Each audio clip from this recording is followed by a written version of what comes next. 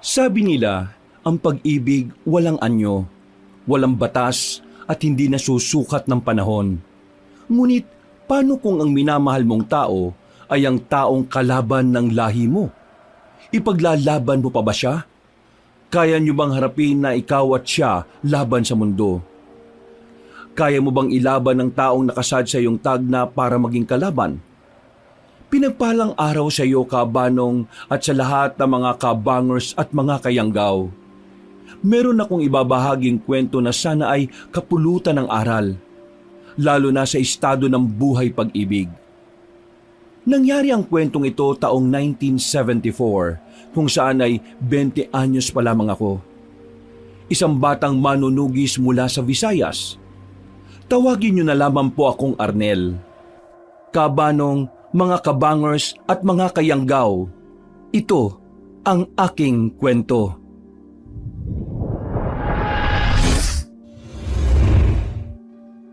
Bago nga pala magsimula ang ating kwento, sana'y mapindot nyo muna ang subscribe button at ang notification bell para lagi kayong nanonotify pag may bago tayong mga kwento. At huwag nyo rin kalilimutan mag-like at comment.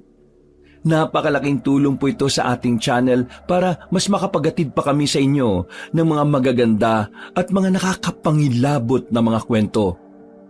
At ngayon, sa ating pagpapatuloy. Tol! Samahan mo naman ako manligaw oh! Agad akong napatingin kay Eric, kabanong. Ang aga-aga kasi noon, yun agad ang binungad niya sa akin. Naglalaba ako ng damit ko nung araw na yon habang siya ay kagigising lang. Anak ka naman ng tokwa oh! At sino namang malas na babae ang natipuan mo? Ay siya! Grabe ka sa akin ha! Hindi mo man lang inalala ang aking nararamdaman na ano-ano mo. Hambal ko lang, updi ko mangluyag. Ilonggo ang aming pangunahing salita sa lugar na yon, kabanong. Kami yung mga taong kahit galit na ay malambing pa rin ang tono. Pero hindi siya isang katulad kong may kalahating Bisaya na. Sabi kasi nila kapag Bisaya, kabanong, kapag nagsalita ay parang palaging galit sa mundo. Totoo naman, pero para sa aming mga Bisaya, normal na usapan pa lang yung sigawan na naririnig ng mga hindi Bisaya. Na ano ka? Balansin mo abi. Kung sasama ako sa iyo manligaw, tapos sa akin magkagusto ang nililigawan mo. Ano? Inaalala ko nga nararamdaman mo eh. Hindi mo naman gusto yung mga nililigawan ko eh. Ako, hindi ko sila gusto. Sila. O di ba? Isipin mo nga. At isa pa, lantawa ho. Ang aga-aga pa eh, manliligaw ka na. Baka nga hindi pa nag-aalis ng muta yung nililigawan mo eh. 6:00 pa lang na umaga oh. May kape ba kayo? Nako, sabi ko na eh. Tingnan mo sa loob. Isama mo ko ha. Sa panliligaw? Sa paglibing sa'yo ng buhay. Ang sungit mo naman. Nireregla ka ba? Ay nako, magtimpla ka na nga. Matalik kong kaibigan si Eric, kabanong, at magkapit-bahay lang din kami rito sa Banwa. Ngunit magkasama kami sa bahay sa bukid. Pagtatanim ng palay at munggo kasi ang aming kabuhayan. Ako ang nag-aasikaso dahil abala ang aking ama sa kanyang tungkulin bilang manunugis ng mga aswang. Sabi pa nga niya na ako raw ang magmamana ng kanyang bato sapagkat ako raw ay kanyang anak. Alam mo pre, kung ako lang ang tatanungin, mas maganda kung ang pangalan ko hindi Eric eh. Siguro Romeo na lang o di kaya Don Juan. Baka sakaling tumingin sa akin si Marites, di ba? Para may dating. Muntik na ako matawa, kabanong, sa sinabi ni Eric kung ano-ano kasi ang kanyang naiisip. Papunta kami noon sa bukid. Umuwi lang kami sa Banwa para madalaw ang aming pamilya. Ay nako, huwag ka na nga magpatawa, Eric. Ang dami mong iniisip na walang kabuluhan eh. Ang gusto ni Marites, magpakatotoo ka. Hindi mo kailangan maging iba. Ano ba talagang plano mo? Hindi ka pwedeng maghintay na lang at umasa sa tadhana, no? Aray pre, ang seryoso mo naman. Para namang may namatay. Ang buhay, dapat binibiro lang. Tingnan mo ko, gwapo na, may sense of humor pa. Konting diskarte na lang ang kailangan. Ano sa tingin mo, kapag binigyan ko siya ng 3 kuneho? Huwag kang mag-aksaya ng panahon sa ganyan, no? Trabaho ang inuuna.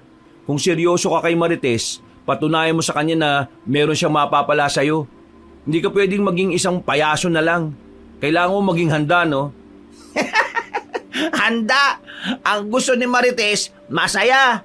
Tingnan mo mukha mo, Arnel. Parang lagi may utang na loob sa'yo ang mundo eh. Ngiti-ngiti rin, pre. Baka sakaling maging masigla buhay mo. Kaya mo bang gawin yon? Biglang napatigil si Eric sa kalagitnaan ng kanyang pagtawa. Nagulat naman ako, Kabanong, dahil parang may split personality disorder kung tawagin sa kasalukuyan si Eric. Tatawa tapos bigla na lang tatahimik. Nangunot ang noo ko nang mapansin siyang nakatingin sa di kalayuan na akin namang sinundan ng tingin. Oh, anong biro na naman yan? Teka, hindi ako nagbibiro. Tingnan mo yun, oh. Pagturo niya sa isang dalaga na nakatayo sa ilalim ng punong akasya, ang dalaga ay nakasuot ng damit na gawa sa magarang tela na hindi pangkaraniwan sa aming baryo. Tahimik siya, Kabanong, at ang kanyang mga mata ay parang may inaaninag sa malayo. Ang kanyang postura ay matuwid at tila may pinagdaraanan. Halata sa kanyang pananamit at tindig na siya ay may sinasabi sa buhay o hindi taga rito sa amin. Bago yan. Hindi ko pa nakikita yan dito eh. Mukhang hindi taga rito yan. Nagulat ako nang biglang naging tila manyaki si Eric habang nilalaro ang kanyang palad na akala mo'y magpapahid ng langis. Uy, anong nangyari sa'yo? Para kang manyaki sa ginagawa mo ah. Ay siya, grabe gidsi mo ba? Ganyan talaga tingin mo, Dong? Ba't ka nga kasi gumaganyan? Nangunot ang noo ko, Kabanong, nang halos maningkit ang mata ni Eric kakangiti. Ang tingin ko nga sa ngiti niya, Kabanong, ay nagli-letter V na. Baka ito na ang bagong tadhana ko, pare. Kakalimutan ko na si Marites. Ay teka, mukha siyang napakasarap biruin ah, di ba? O baka naman... Uy, magtigil ka nga. May kakaiba sa kanya, Eric. Mag-ingat ka. Tingnan mo yung pananamit niya, oh. Huwag kang pabigla-bigla dyan. Baka lang may problema yan. Yun na nga, may problema yung tao. Kaya dadamayan ko. Dadamayan mo? Di mo nga kilala yan eh. Sa bagay. O sige, damayan mo. Para kung aswang yan eh, malapa ka talaga ng wala sa oras. Mukhang ang labo namang maging aswang yan, pre. Ang ganda eh, oh. Natigilan kami, Kabanong, na may lumapit na lalaki sa babae. Mukhang nagtatalo sila. Magandang babae ang dalaga, Kabanong, at maganda rin namang lalaki ang kasama nito. Sa wari ko'y mga nasa 20 pataas. Ngunit hindi mo mahahalata dahil sa matipuno nitong katawan at matangkad. Sa tingin ko'y mas mataas nga lang sa akin ng 5 pulgada. O ano, damayan mo na. Basta tandaan mo ha, mga 5 talampakan ka lang ha. Nako, bahala sila sa buhay nila. Problema nila yan. Huwag na tayong mangialam, no? Tara na nga. Nagpatiuna na siyang naglakad, Kabanong. Ako naman ay napapailing nilang na tumitingin sa kanya. Bahagya ko pang nilingon ng dalaga na noon ay nakatingin na sa gawin namin. Tila ba nangungusap ang kanyang mga mata, na dahilan para mangunot ang aking noo. Pagdating namin sa kubo, Kabanong, ay wala na akong narinig kay Eric kundi si Marites. Napapailing na lang ako dahil si Marites na naman ang bida sa kanya na parabang nakakalimutan niyang kasasabi lang niya, nakakalimutan na niya ito dahil sa dalagang nakita namin kanina. Oh, akala ko ba kakalimutan mo na si Marites? Bakit ngayon siya na naman ang bukang bibig mo? Ha? Sinabi ko yun? Nako, Dong ha. Ginagawa mo ako ng istorya ha. Di ko naman sinasabi yun ha. Mukha mo. Nako. Nakita mo lang yung babae sa akasya kanina. Sabi mo kakalimutan mo na si Marites eh. Makita ko lang yung Marites na yan. Sasabihin ko talaga sa kanya yung sinabi mo. Uy! Hindi ka gid magpadayaw ha. Love life ko na dito nakasalalay, Dudong Arnel. Huwag kang ano dyan. Natawa na lang ako, Kabanong, sa sinabi niya na ang ibig sabihin ay magpasikat. Napapailing na lang ako at sinabi sa kanyang magsimula na kami magtrabaho. Naging abala kami, Kabanong, na di na namin halos napansin ang oras. Natigil lang kami sa paglilinis ng mga damo sa palayan nang sabihin ni Eric na magluluto muna siya. Nagpasya na kaming magpahinga dahil nararamdaman ko na rin ang init ng panahon. Nanunuot na sa balat, sinyalis na oras na ng pananghalian. Noon kasi Kabanong, hindi naman ganun kasakit ang init. Hindi katulad ngayon na parang malapit na ang impyerno sa mundo. Habang nagluluto si Eric ay panay ang kanyang daldal. Para siyang radyo na naghahatid ng balita. Kahit sino na lang kasi ang chinichismis niya. Hinayaan ko na lang Kabanong. Iniisip ko na lang radyo ang pinakikinggan ko. Pre, kilala mo si Aling Bebang? Yung matanda na malapit sa bahay nila Indo? Oh, bakit? Kakaiba ang matandang yun. Dalaga ba siguro yun? Langya ka. Pati ba naman matanda hindi mo na palalampasin? Di puga. Dumi ng utak mo, loko. Tawang-tawa niyang saway sa akin Kabanong. Ang dipuga Kabanong ay ekspresyon namin mga Ilonggo kapag nagbibiruan o di kaya na may nagpapayabangan ng kwento. Ano ba kasi? Paano naman kasi sa pagkababaero mo? Pakiramdam ko lahat ng babae na babanggitin mo gusto mo. Buwang ka talaga. Hindi yun. O sige na pre. Hindi ka ba talaga makakita ng kakaibang kakayaling Bebang? Yung mga mata niya parang laging may kasalanan sa mundo Tsaka yung kanyang damit, kulay pula. Sa tingin mo hindi siya nagsisimba. Siguro nagpaparamdam lang yun. Nagpaparamdam na ano?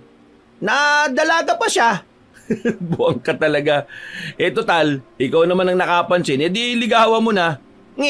Seryoso nga no? Kaya mo na si Aling Bebang. Hindi mo alam ang buhay ng tao.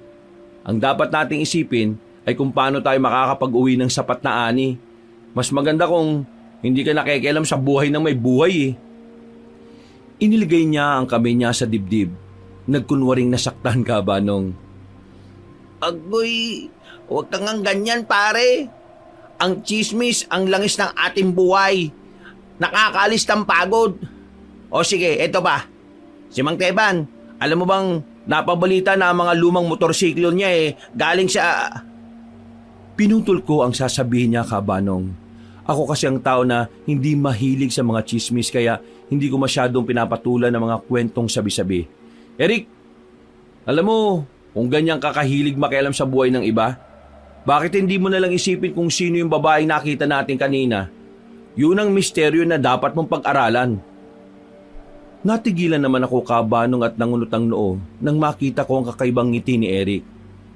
Uy, naalala niya.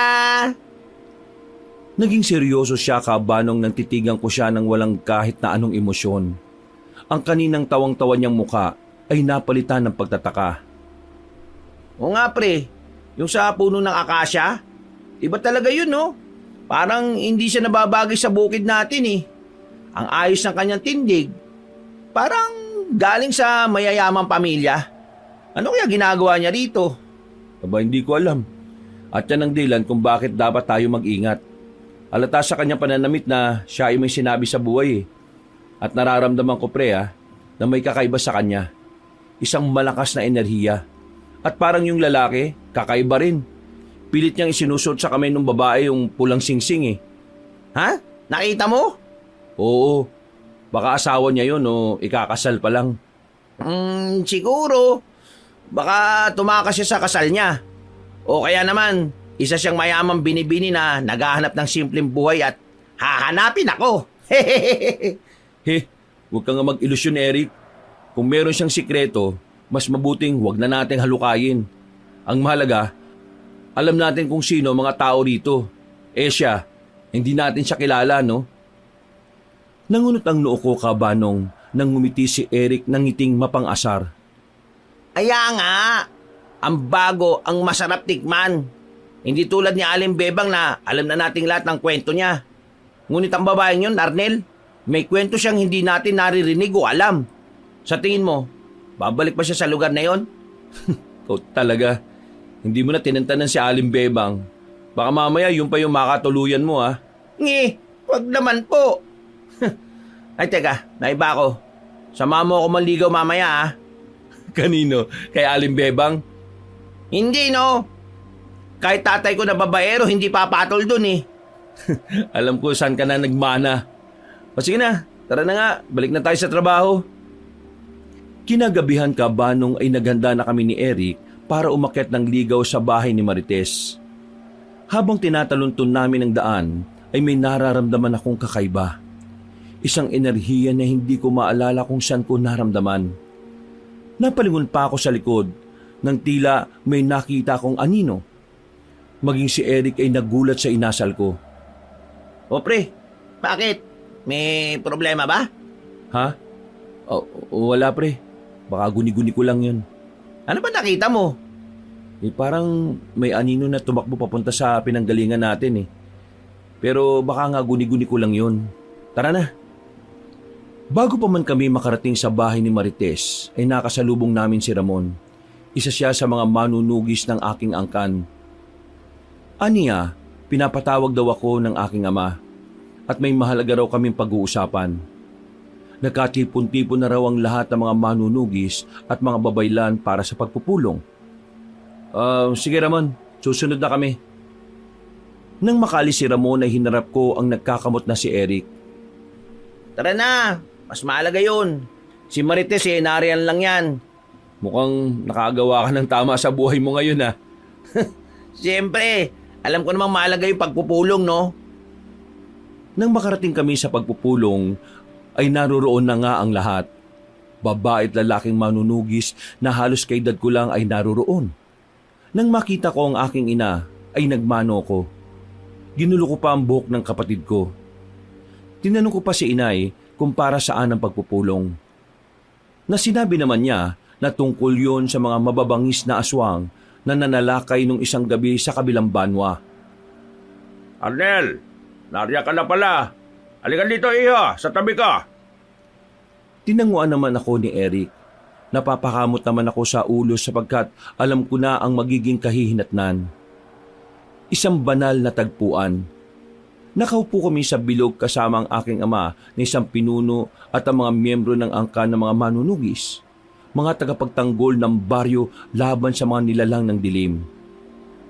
Nasa gitna ang aking ama na si Mang Augusto, ang kasalukuyang pinuno. Nasa tabi naman niya ako. Hindi na natin kayang ipagsawalang bahala ang mga nangyayari. Ang aswang na nanalakay noong nakaraang araw ay hindi na pangkaraniwan. Mas mabangis, mas matalino. 2 inosenteng kaluluwa na ang kinuha. Kaya kailangan natin ng bagong lakas. Kailangan natin ng bagong pinuno. Napapitlag pa ako nang napatingin silang lahat sa akin kabanong.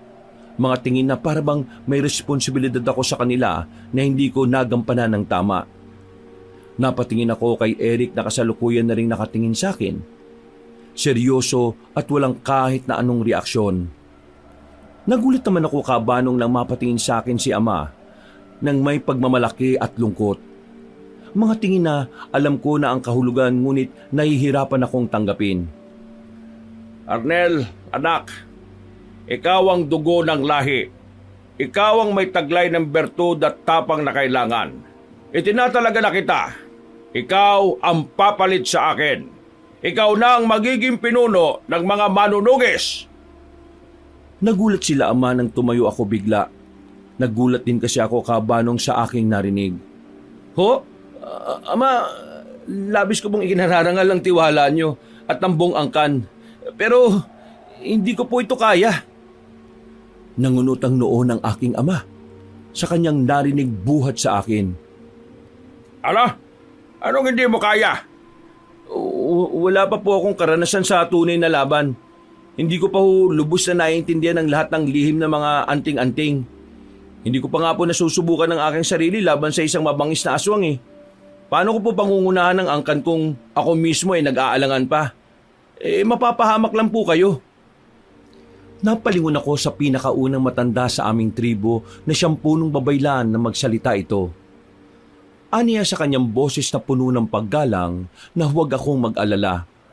Ang katapangan daw ay hindi lang nasa lakas ng kamay, kundi nasa puso rin. Nagsisimula ito sa paniniwala ko sa aking sarili. Alam kong matapang ka, anak. Ngunit ang pagiging pinuno ay hindi lang sa lakas.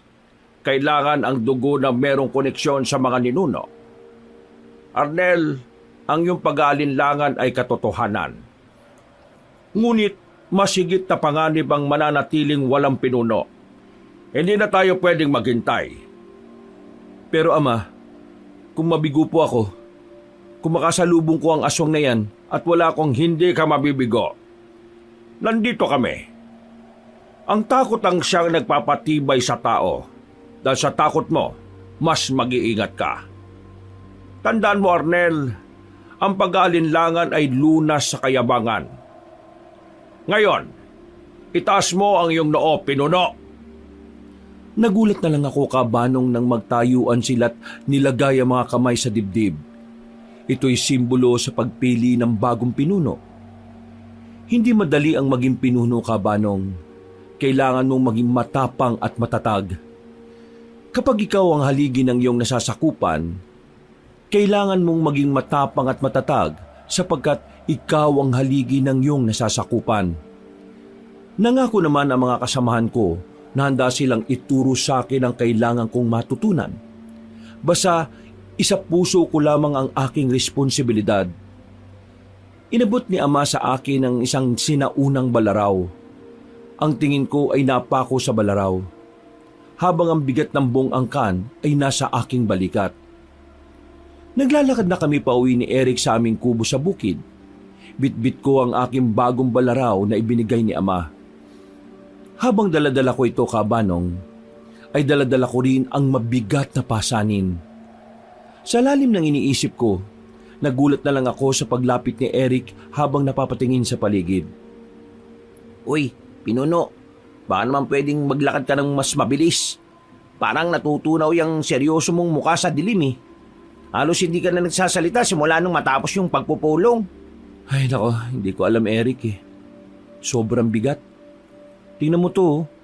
Hindi lang ito isang sandata. Ito ang bigat ng buhay ng lahat ng taga-baryo. At isa pa, tigilan mo nga yung pagtawag mo sa akin ng pinupinuno dyan. Natawa naman siya, kabanong, sabay akbay sa akin na ikinagulat ko. Aba siyempre, ikaw na si Arnel eh, ang hari ng mga manunugis. Ikaw ang bago naming kalasag. Pero, seryoso, alam kong kaya mo yan, pre. Kahit na seryoso ka, nakita ko ang tingin ni Mang Augusto sa'yo. Siya mismo ang nagtalaga eh. May nakita siyang hindi mo pa nakikita sa sarili mo. Pero, nag-aalangan talaga ako, Eric eh. Paulit-ulit ko nang sinasabi sa kanila, wala pa akong tunay na karanasan. Ang mga manunugis ay umaasa sa isang leader na sigurado sa sarili. Paano kung magkamali ako? Paano kung dumating ang aswang at hindi ko alam ang gagawin? Hindi lang ako ang mapapahamak. Kasama ko lahat. Huminto si Eric sa paglalakad at hinarap ako. Mababaka sa kanyang muka ang pagiging seryoso na noon ko lang nakita. Seryoso ah? Makinig ka, pre. Lahat ng pinuno nagsimula sa wala. Ang pagkakaiba mo lang, ikaw ay nag-iingat. At yun ang pinakamahalagang katangian ng isang pinuno. Hindi ang kayabangan. Kaya huwag mong hayaang kainin ka ng pag-aalinlangan. Magtiwala ka sa dugo mo. Napatingin ako kay Eric at nasilip ko ang kaunting kaliwanagan. Di pa man buo pero kahit papaano ay may nakikita na ako. Madali mong sabihin yan dahil hindi ikaw yung nakataya. Ang gusto ko lang naman manahimik ang buhay natin. Magtanim ng palay at munggo. Mag-asawa. Pero ngayon, kailangan kong maging isang mandirigma. Huwag ka mag-alala. Kung magiging mandirigma ka man, ako ang sidekick mo. Ang palabiro mong sidekick. Pero Arnel, huwag mong kalimutan ang dahilan kung bakit tayo tinawag ah. May isang mabangis na aswang ang nananalakay. Kailangan ng baryo ng isang leader. Nagtuloy kami sa paglalakad. Sandaling natahimik. Tanging huni ng mga insekto ang aming naririnig. Ilang minuto rin kami sa ganoong katahimikan nang magsalita ako muli. Sige, gagawin ko ang lahat para matuto. Kailangan kong maunawa ng lahat ng lihim, lahat ng bertud. Di ako pwedeng maging biktima ng aking sariling takot. Ayan! Yan ang pinuno. Ngayon, dahil seryoso na tayo, bigyan mo ako ng pabuya. Kapag natalo natin ang aswang, baka pwedeng ako pumili ng susunod nating paggising sa umaga ah. Natigilan ako bahagya sa sinabi niya, Kabanong. Bahagya ako siyang binatukan na ikinaaray naman niya. Alam ko na kasi ang tumatakbo sa isip niya. Marahil nananawa na siya sa sarang kape.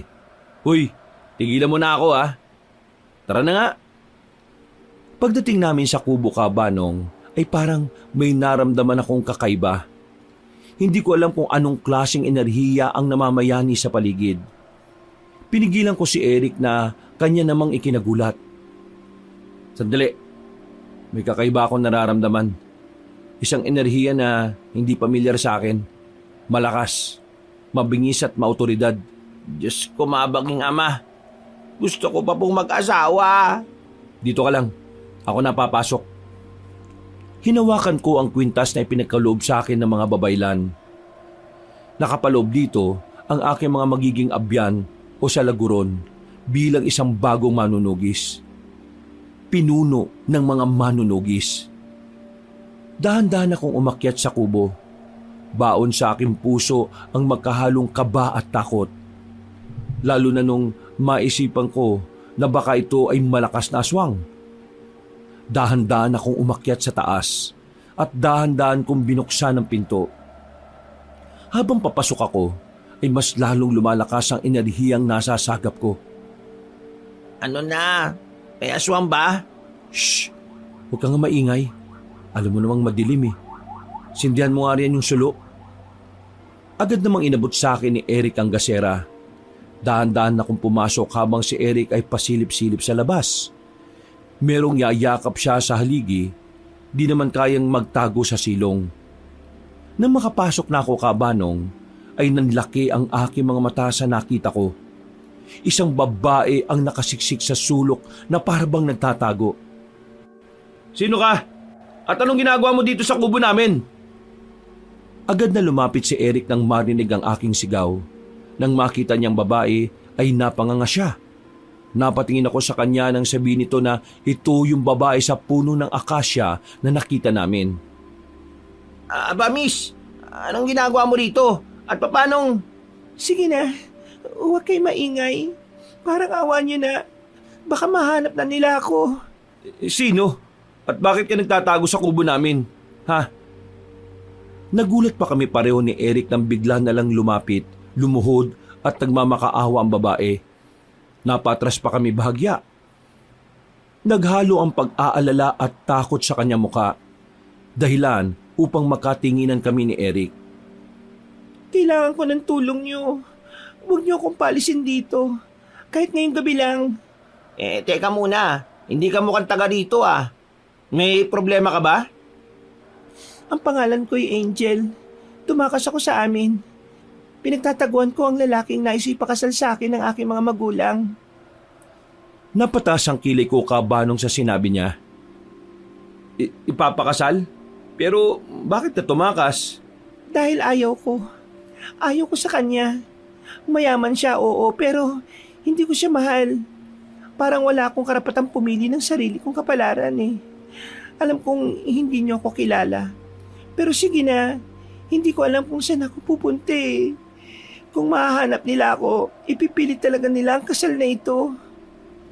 Napatingin ako kay Eric na tila nag-aalangan. Maging siya man ay ganun din.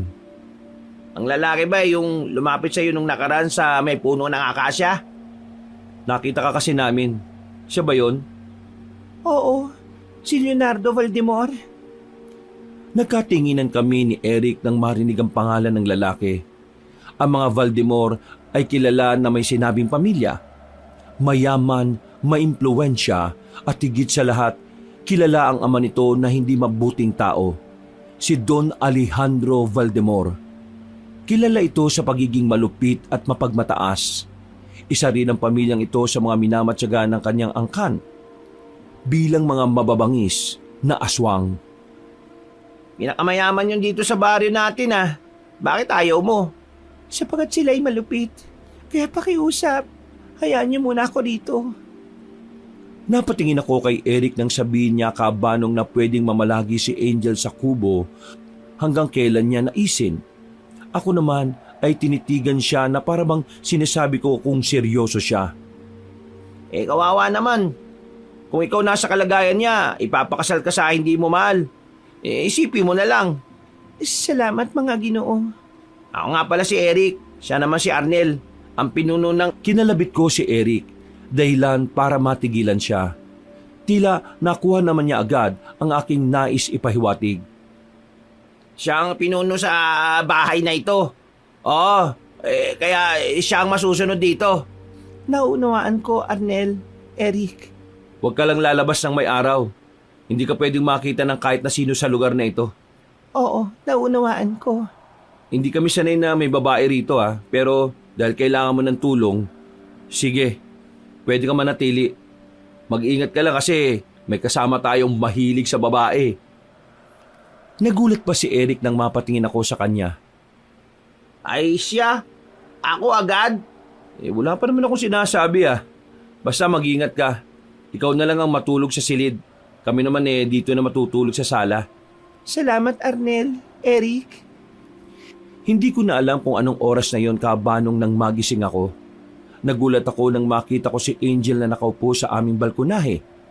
Napabangon ako at nilapitan siya. Bagya pa siyang nagulat sa presensya ko.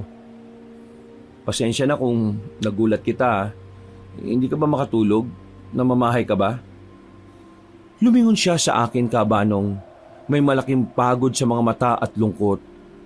Hindi ko alam kung ano ang kanyang pinagdaraanan. Ngunit nararamdaman ko na wala siyang bagay na gustong takasan.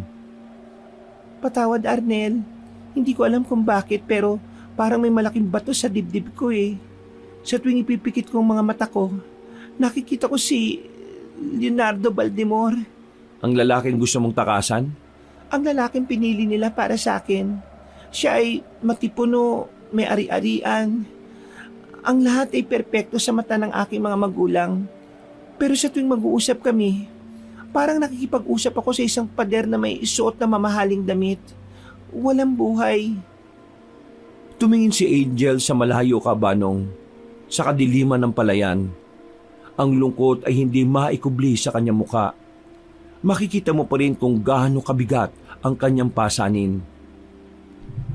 Minsan naiisip ko, anong silbi ng lahat ng pinag-aralan ko kung ang magiging katapusan ko ay ang maging asawa ng isang lalaking hindi ko mahal? Para lang ba ito sa negosyo ni Papa? Lumingon ako sa malawak na palayan. Kinuha ko ang isang tuyong tangkay ng palay at pinaglaruan. Alam mo, Angel, dito sa lupa, may mga bagay na hindi natin mapipili Hindi natin mapipili ang ulan. Hindi natin mapipili ang tagtuyot. Pero meron tayong kalayaan na pumili kung anong binhi ang itatanim natin at paano natin aalagaan yon. Napapitlag pa ako kabanong nang makitang naluluha ang kanyang mga mata. Luha kasi ang kahinaan ko kabanong. Ayaw kong may nakikitang umiiyak, lalo na kung babae. Pero paano ako magtatanim ng sarili kong binhi kung nakakadena ako? Si Leonardo, siya ang kadena ko.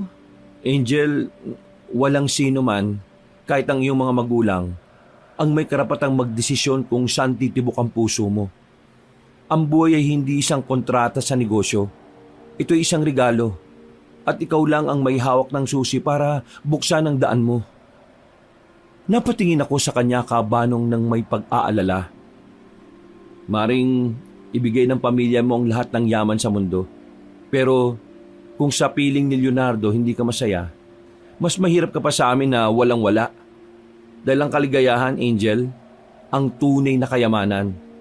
Walang pera makakabili niyan. Niyakap niya ang kanyang sarili kabanong at humikbi. Akala ko sa mundong ito ay ako lang ang may mabigat na pasanin. May tao pa palang mas mabigat ang pasanin kumpara sa akin, sapagkat nakataya na sa pasaning yon ang kanyang habang buhay na kaligayahan. Pero natatakot ako. Natatakot ako maging mag-isa. Walang alam gawin kundi ang maging anak ng mayaman. Kung totoong ganyan ka, hindi ka sana tumakas. Hindi ka sana narito. Ang ginawa mo nagpapakita na malakas ka. Mas malakas ka pa kaysa sa mga pader ng mansyon ninyo. Ngayon, ang kailangan mo lang maniwala sa tapang na yan at hanapin ang sarili mong lupa kung saan ka pwedeng maging masaya. Napangiti ako kabanong nang may pagmamalasakit at pagbibigay pag-asa sa kanya. Ang pag-ibig, Angel, ay hindi dapat pinipilit. Ito ay dapat nadarama. Kung ang pag-ibig parang pag-aari, hindi yung pag-ibig. Yun ay pagkaalipin. Hintayin mo ang pag-ibig na magpapagaan sa iyong dibdib, hindi ang magpapabigat. Tumingin si Angel sa malayo kabanong. Nag-umpisa na ring sumilay ang unang liwanag ng araw sa malayong silangan. Ang kanyang luha ay tumigil na. Napalitan ng panibagong pag-asa na nagmumula sa aking mga salita. Napatingin si Angel sa akin at ang kanyang mga ngiti kabanong ay puno ng pasasalamat. Salamat, Arnel. Hindi ko alam kung bakit pero ang salita mo mas nagpaparamdam sa akin na ako'y isang tao, hindi isang manika. Tumayo ako kabanong at inabot ang kamay kay Angel. Napatingin naman siya sa kamay ko't napangiti muna bago ito inabot. Mabuti. Ngayon, hayaan mong tulungan ka namin ni Eric na harapin ang araw na ito. Kinabukasan, maaga pa lang ay umuusok na ang aming kusina. Nagulat kami ni Eric sa naamoy naming mabangong ulam. Agad kaming napabangon na dalawa at sumalubong sa amin ang nakangiting si Angel. Magandang umaga, Eric, Arnel. Magkape muna kayo. Wow, Angel! Mukhang mabango niluluto mo Uy Angel, hindi mo kailangan gawin yan Hindi ka naman namin katulong dito Ayos lang, Arnel. Pasasalamat ko na rin ito sa inyo. Napansin ko, kayo lang pala ang bahay dito. Oo Sa amin kasi ang buong palayan na to. Kaya kami lang ang bahay na naririto. Kaya, mapanatag ka, Angel. Walang gagalaw sa iyo rito. Basta, huwag ka lang masyadong maglalabas dahil baka may makakita sa iyo. Huwag ka mag-alala, Eric. Nagpadala ako dito ng damit na luma para hindi nila ako makilala. Nagulat naman kami sa sinabi ni Angel. Nagpadala ka? Kanino? Kay Aling Bebang. Kay Aling Bebang? Aling Bebang? Totoo? Kilala mo si Aling Bebang? Oo. Teka, sandali. Kaano-ano mo naman si Aling Bebang? Yung palaging nakapula at matapang? Yung may kainan? Siya ba yun? Oo. Siya ang aming dating katiwala. Nanlaki ang mga mata ni Erica banong sa nalaman. Ako naman ay lihim na napapangiti. Paano naman kasi nililibak niya si Aling Bebang nung nakaraang araw? Teka, katiwala nyo yung kilala mong Aling Bebang? Oo. Bakit? Kilala niyo ba siya? Kilalang kilala. Siya si Aling Bebang na palaging nakasimangot.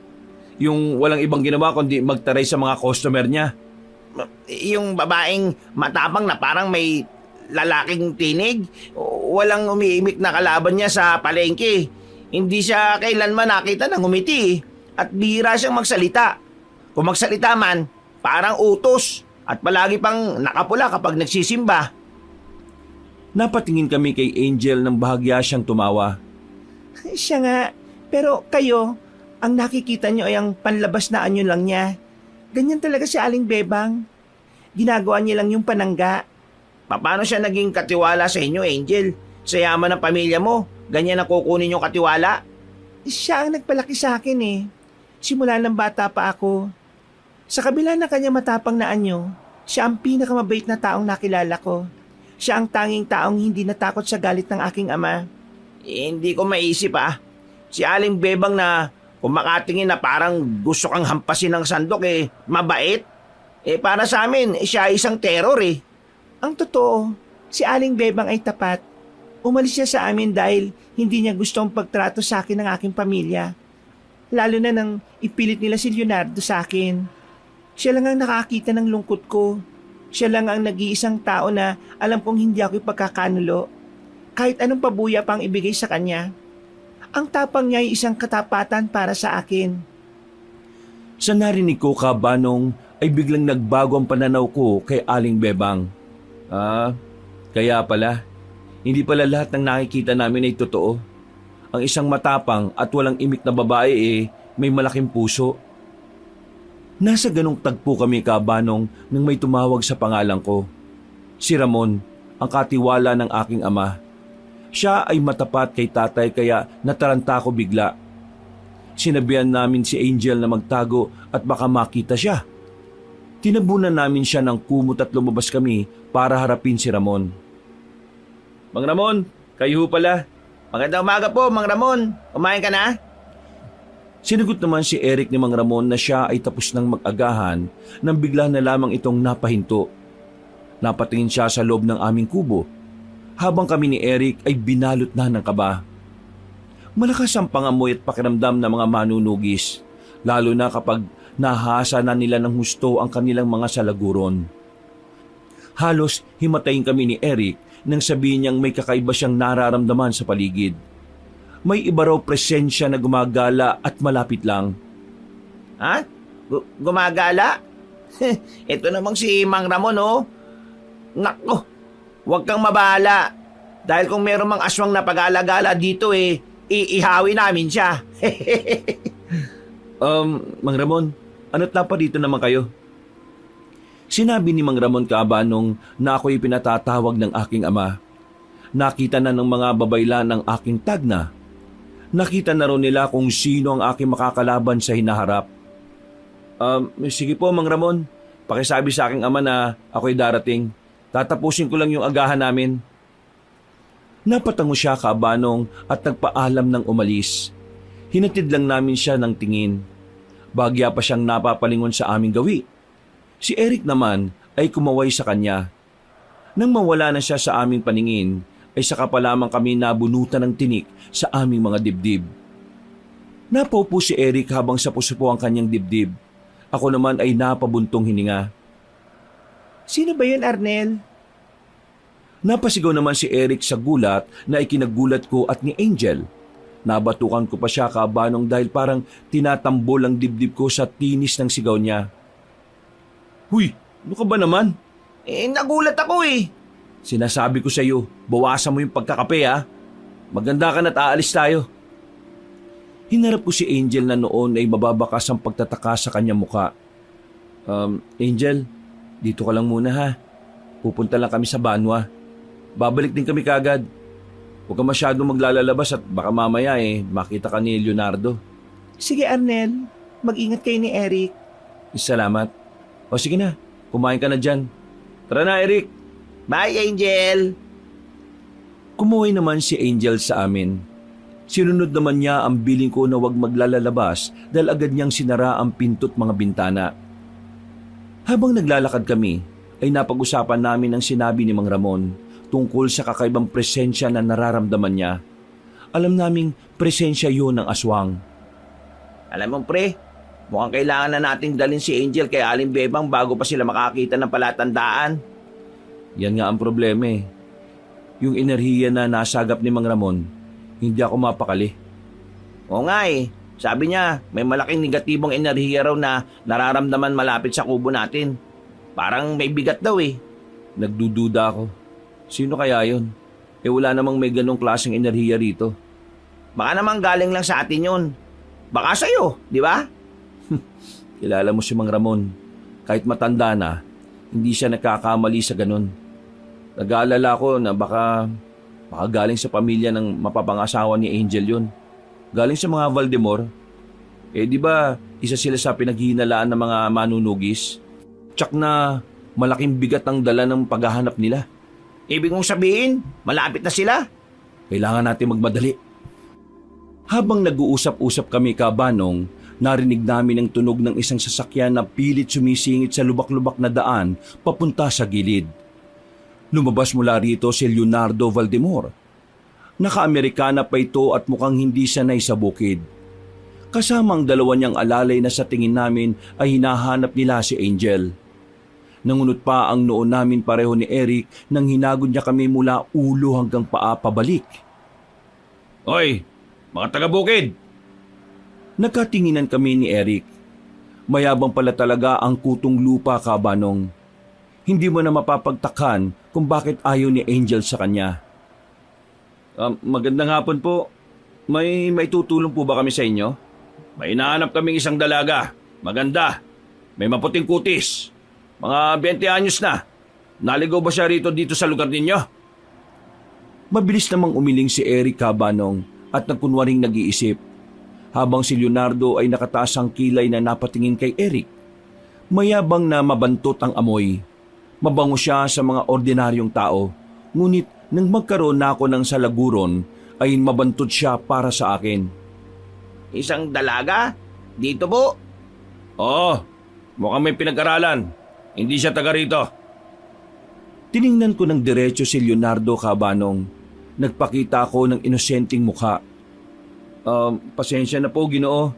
Pero wala po kaming napansin na ganun eh. Wala pong bago mukhang pag-alagala dito sa amin. Dito po sa amin, kilala namin ang bawat isa. Kung may dumating man po na naligaw, mabilis po naming mapapansin yun. Pero wala po talaga eh. Baka naman po nagkamali lang kayo ng daan. Imposible. Dito ang huling sinyalis na nakuha namin sa mga tumulong sa kanyang tumakas. Sayang lang ang oras ko sa inyo. Tayo na! Tinalikuran na kami ni Leonardo at padabog na pumasok sa sasakyan kasama ang kanyang mga alalay. Habang umaandar ang sasakyan, ay nag-iingat kami ni Eric na tingnan sila. Pagkaalis ni Leonardo ay nagbuga ng malalim na hininga si Eric at nagpunas ng noo. Grabe, ang iyabang. Yan pala yung pinagtataguan ni Angel. Yun na nga, at mas lalong nag-alala ko. Tsak na may mga mata at tenga ang mga Valdemar sa lugar na ito. Mas kailangan na nating dalhin si Angel kay Aling Bebang mamayang gabi na. Hindi ba't mas mapanganib siya ron? Mamaya na natin isipin yan. Tara na muna sa Banwa. Pagdating namin sa Banwa, Cabanong, ay agad kaming nagtungo sa banal na lugar kung saan ginaganap ang aming mga pagpupulong. Pagdating namin doon, ay agad naman kaming tinawag ni Ama na kanina pa pala siya naghihintay sa amin. Humingi naman ako ng paumanhin sa kanila at sinabing may nakasalubong lang kami na nagtanong sa amin ng dalagang naliligaw. Dalagang naliligaw? Oo, Mamaya na natin pag-usapan yan. Ang pag-uusapan muna natin ay ang nakasaad sa iyong tag na. naupo na naman ako sa tabi ni Ama habang si Eric ay nakatayo katabi ng iba pang naroon sa pagpupulong. Humarap sa akin ang babaylan at pagkuway lumud sila sa aking harapan. Kinuha nila ang aking kamay at nag-usal ng Latin na dasal. Ang pinakamataas na babaylan ay nagsasalita ng Latin na hindi ko alam kung paano ko ito nauunawaan. Aniya, may nakikita siyang babae sa aking tagna. Ito umano magiging dahilan ng aking kahinaan. Pagandaan ko daw ang kanyang pagdating o nakarating na siya sa buhay ko kaya kailangan kong maghanda. Huwag daw akong papalamon sa kanyang presensya. Maaring maging hadlang siya o maaari ring maging babala. Alinman sa dalawa ay manatili akong matatag sa aking sarili. Ang babaeng ito ay nabibilang sa lahi ng mga kinari o mandurgo. Ang kinaring ito kung sakaling aking makadaupang palad, huwag ko raw siyang sasaktan nang hindi siya tuluyang maging aswang. Ikakasal ang kinari sa isang mabangis na lahi ng aswang, ngunit hindi pa nila nalalaman kung sino. Ngunit ang aswang na ito ay nagmula pa sa lahi ng mga agaras. Anak, ano man ang mangyayari, ikaw ang magpapasya. Ngunit palagi mong tatanda na ang utak ay nasa itaas ng ating ulo. Huwag mong hayaan na manipulahin ka ng iyong puso. Walang masamang magmahal, pero dapat alamin mo kung ano ang tama at mali. Mawalang galang na po kataas-taas ang pinuno. Ano po bang agaras? Kung mararapatin nyo lang ho, para alam din po ng bagong pinuno kung Nakukuha ko ang punto mo, Eric. Mabuti at iyong naitanong. Mukhang malalim ang iniisip ng bagong pinuno. Napatingin ako kay Ama. Nagulat pa ako sa paraan ng kanyang pagtitig sa akin. Para niya akong sinusuri, kinikilatis, kinikilala ang bawat reaksyon ng aking mukha. Ang agaras ay uri ng mababangis na aswang. Isang mataas o malakas na uri ng aswang. Kilala din sila bilang aswang na mga aswang. Halimaw na mga halimaw. Sila'y malupit, makapangyarihan at kinatatakutan ng mga ibang nilalang. Hindi lang tao ang kaya nilang kainin kundi maging ang mga kapwa nila aswang at iba pang nilalang katulad ng mga engkanto. Umuwi kami ni Erika Banong na nakalutang ang isip ko sa kawalan. Para bang ang gaan ng pakot tila hindi nakasayad sa lupa. Naiisip ko ang aking magiging kalaban, mga nilalang na kinatatakutan sa dilim. Nagulat pa ako nang tila may naramdaman akong presensya. Pasimple akong napatingin kay Eric na nakatingin din sa akin. Tila naramdaman din niya ang presensya. Eric, nag-alala naman siya Kabanong dahil sa seryoso kong mukha. Bakit? May nakasunod sa atin. Nakakaramdam ako ng kakaibang presensya. Hindi ko ito naramdaman kanina eh. Nagkatinginan kami sa gilid ng aming mga mata Kabanong. Alam ni Eric kung anong ibig kong sabihin. Mabilis siyang nag-isip. Hindi kami nagpahalatang nakarinig o nakaramdam ng anuman. Muntik na akong magulat nang tumawa na lang siya ng malakas at pilit pinalitan ang tono ng aming pag-uusap. Alam mo Arnel, naalala mo ba si Dionisio? Sumakay naman ako sa kanyang trip Kabanong at nagkunwaring naaliw. Sino? Si Dionisio na mahilig sa ampalaya? Umayos siya sa paglakad at pilit na inilabas ang boses niya Kabanong. Oo, siya nga. Naalala ko, halos mag-away kami sa panliligaw kay Marites eh. Kinukwento niya sa akin na nagbigay daw siya kay Marites ng isang sako ng kamote bilang regalo. Kamote? Bakit naman kamote? Aba, ang matalino. Sabi niya, mas maganda raw yun kaysa bulaklak. Kasi daw, ang kamote masustansya. At kapag kinain ni Marites, palaging maalala siya ni Dionisio kapag dumigay siya. Pinilit akong tumawa Kabanong kahit corny ang biro ngayon ni Eric. Patuloy kaming naglakad at nagpapanggap na masayang nagkukwentuhan. Pero ang aming mga mata ay nag-iingat. Tinitingnan ang gilid ng aming paningin. Ano? At ano naman ang ginawa mo? Ang kumag Kabanong ay itinaas ang kamay. Nagpapahiwatig ng kanyang pagiging mautak. Ako? Nagbigay ako ng 10 kanta na sinulat ko para sa kanya. Harana gabi-gabi.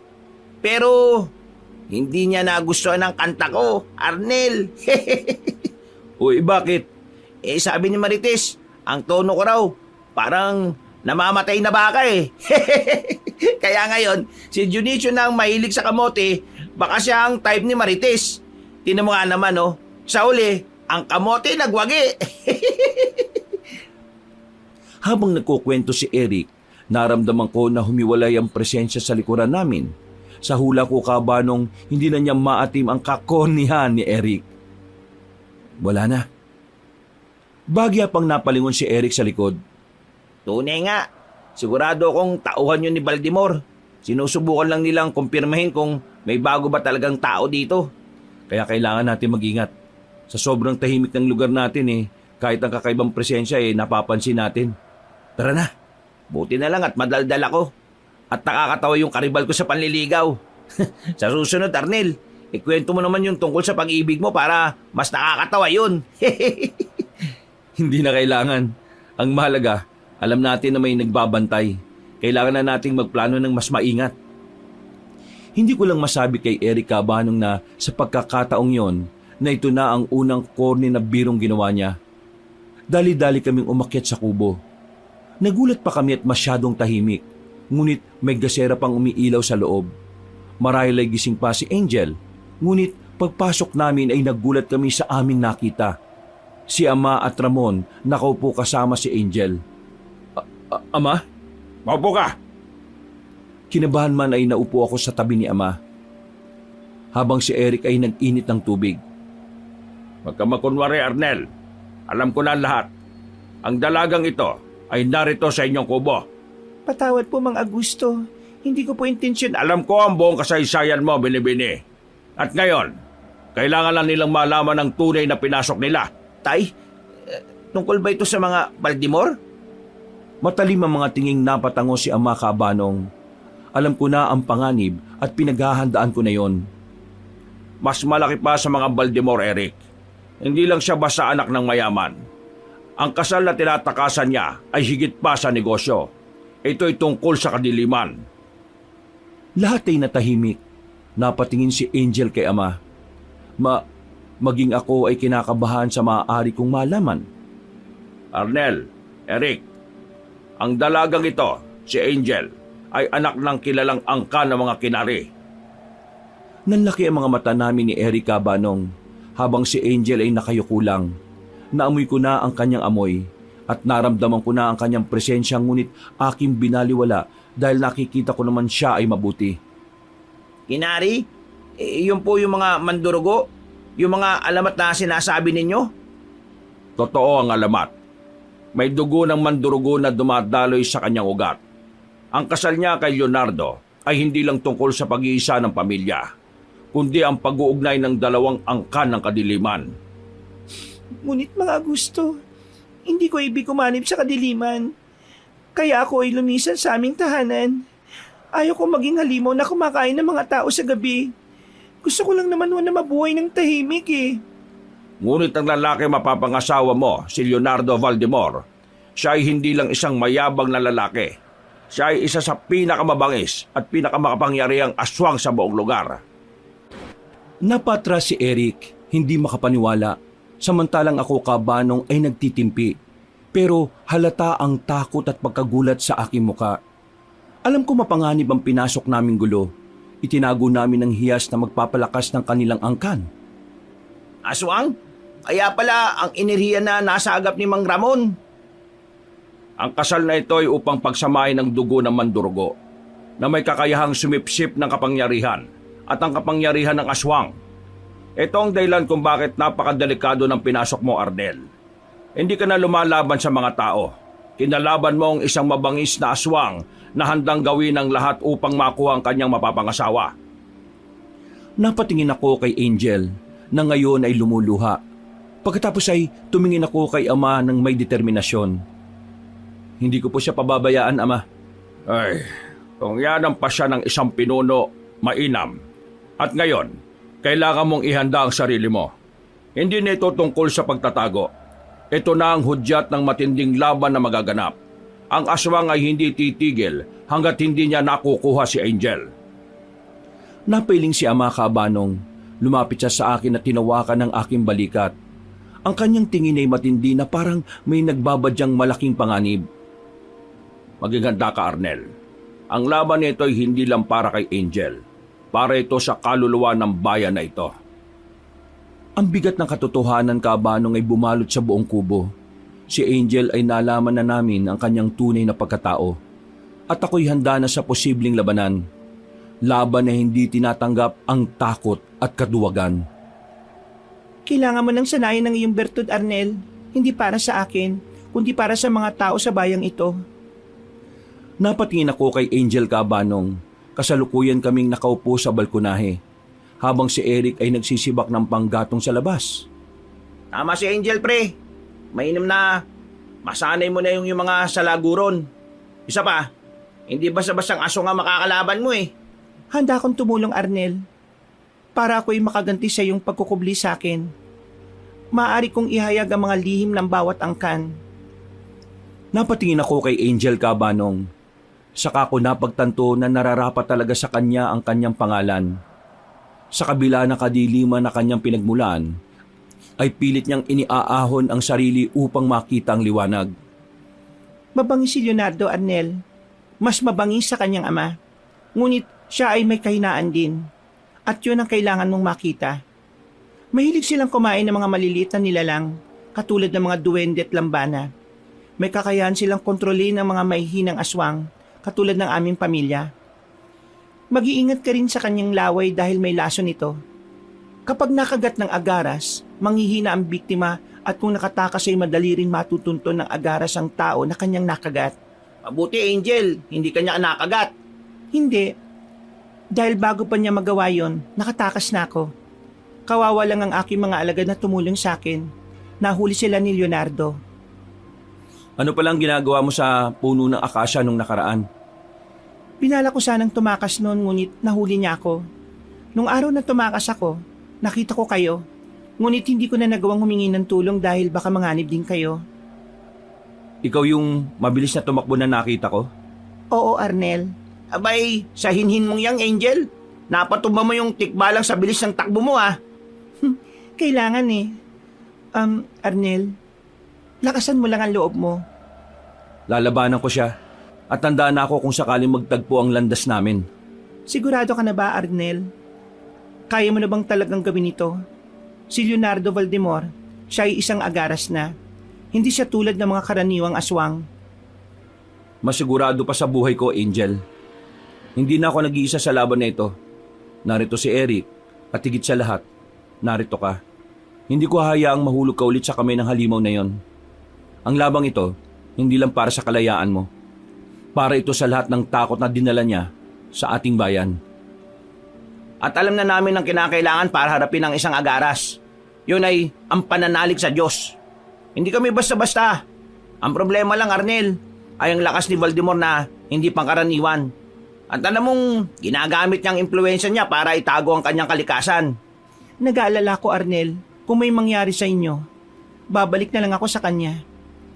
Yun ang mas madaling paraan kesa makitang napapahama kayo. Hinawakan ko ng mahigpit ang kamay ni Angel Cabanong na parabang sinasabi ko sa kanya na hindi siya dapat na matakot. Una, dahil kasama namin ang Diyos na buhay. Higit siyang makapangyarihan sa lahat ng bathalang kanyang nilikha. Hindi ka na babalik. Piliin mo ang buhay na gusto mo, Angel. Ang buhay na malaya. Ipaglalaban ko yan, kahit sa huling patak ng dugo ko. Napangiti si Angel at nagpasalamat. Nasa ganun kaming tagpo nang may maramdaman akong kakaibang presensya. Maging si Angel ay binalot ng kaba na parabang alam na niya kung sino ang paparating. Sino yan? Si Mama. Angel, magtago ka sa loob. Ngayon na! Walang pag-aalinlangang sumunod si Angel Cabanong at mabilis na pumasok sa loob ng kubo at isinara ang pinto. Kami ni Eric ay naiwan. Nakaharap kay Victoria. Hindi ko inaasahan dito ako dadalhin ng aking mga paa. Ano ang may tutulong namin sa inyo? Nasaan ang anak ko? May nakakita sa kanya rito. At naamoy ko ang kanyang amoy at presensya. Kung naririto siya, ilabas niyo na siya. Victoria? Huwag mo akong tawagin sa pangalan ko, tao. Tunay ngang maimpluwensya ang pamilya ni Angel. Batay na rin sa suot ng kanyang ina. Napatingin si Victoria sa paligid at napasinghot bahagya. Saka dumilat ng mga mata at nakangiti. Saan ka nagtatago, Angel? Akala mo ba'y hindi kita mahanap, anak ko? Walang hindi magagawa ang iyong ina. Kaya kung naririto ka, ay lumabas ka na. Kung ayaw mo may mangyaring masama sa iyong mga kaibigan. Kaya anak, umuwi na tayo at hinihintay ka na ng iyong ama. Wala ko si Angel dito at huwag mo akong pinagbabantaan dahil hindi mo alam ang aking kakayahan. Palibhasa ay may lahi kang matapang tao. Pero walang silbi ang tapang mo sa akin. Sige, mga mahihinang nilalang. Nasaan ang aking anak? Ibigay niyo siya sa akin at makasakaling mapagbigyan ko kayo ng mabilis na kamatayan. Hindi nga namin alam. Umalis siya. Huwag niyo akong gawing tanga. Narinig ko ang boses niya. Malayo pa lang ako'y naririnig ko na siya. Nasaan siya? Sige, huwag kayo magsalita. Hindi na kailangan. Huminga ng malalim si Victoria at ang mga mata niya Cabanong ay biglang naging parang ginto sa liwanag ng araw. Ang hangin ay tila bumigat at ang mga ugat sa paligid ay tila gumagalaw. Kayo ay nagtatago ng isang bagay sa akin. Kayo ay humahadlang sa isang kasunduan na ginawa bago pa man kayo ay sinilang. Ako ang reyna ng mga kinari. At ang sino mang hahadlang sa aking kapangyarihan ay pagbabayaran nito ng mahal. Napalingon siya sa kagubatan kung saan parang hindi nasisikatan ng araw. Kapag nagkasala kayo sa akin, hindi lang ang buhay ninyo ang kukunin ko. Sisiguraduhin kong ang lahi nyo, ang bawat hininga ng dugo ninyo, ay magdurusa sa loob ng 7 henerasyon. Ang inyong kaligayahan ay magiging abo. Ang inyong panaginip ay magiging bangungot. At ang inyong alaala ay mabubura na parang hininga sa hangin. Muli siyang napalingon sa amin ni Eric. Matalim ang titig ngunit wala akong maramdamang takot. Nilabanan ko ang mga titig niya na parang kasing talim ng aking balaraw. Kapag hindi niyo ibinigay si Angel sa akin, titiyakin ko ang Valdemor ay magiging mas magaling na kalaban kumpara sa magiging kamatayan niyo sa kamay ko. Babalik ako, tao. Hindi kayo magtatago ng matagal.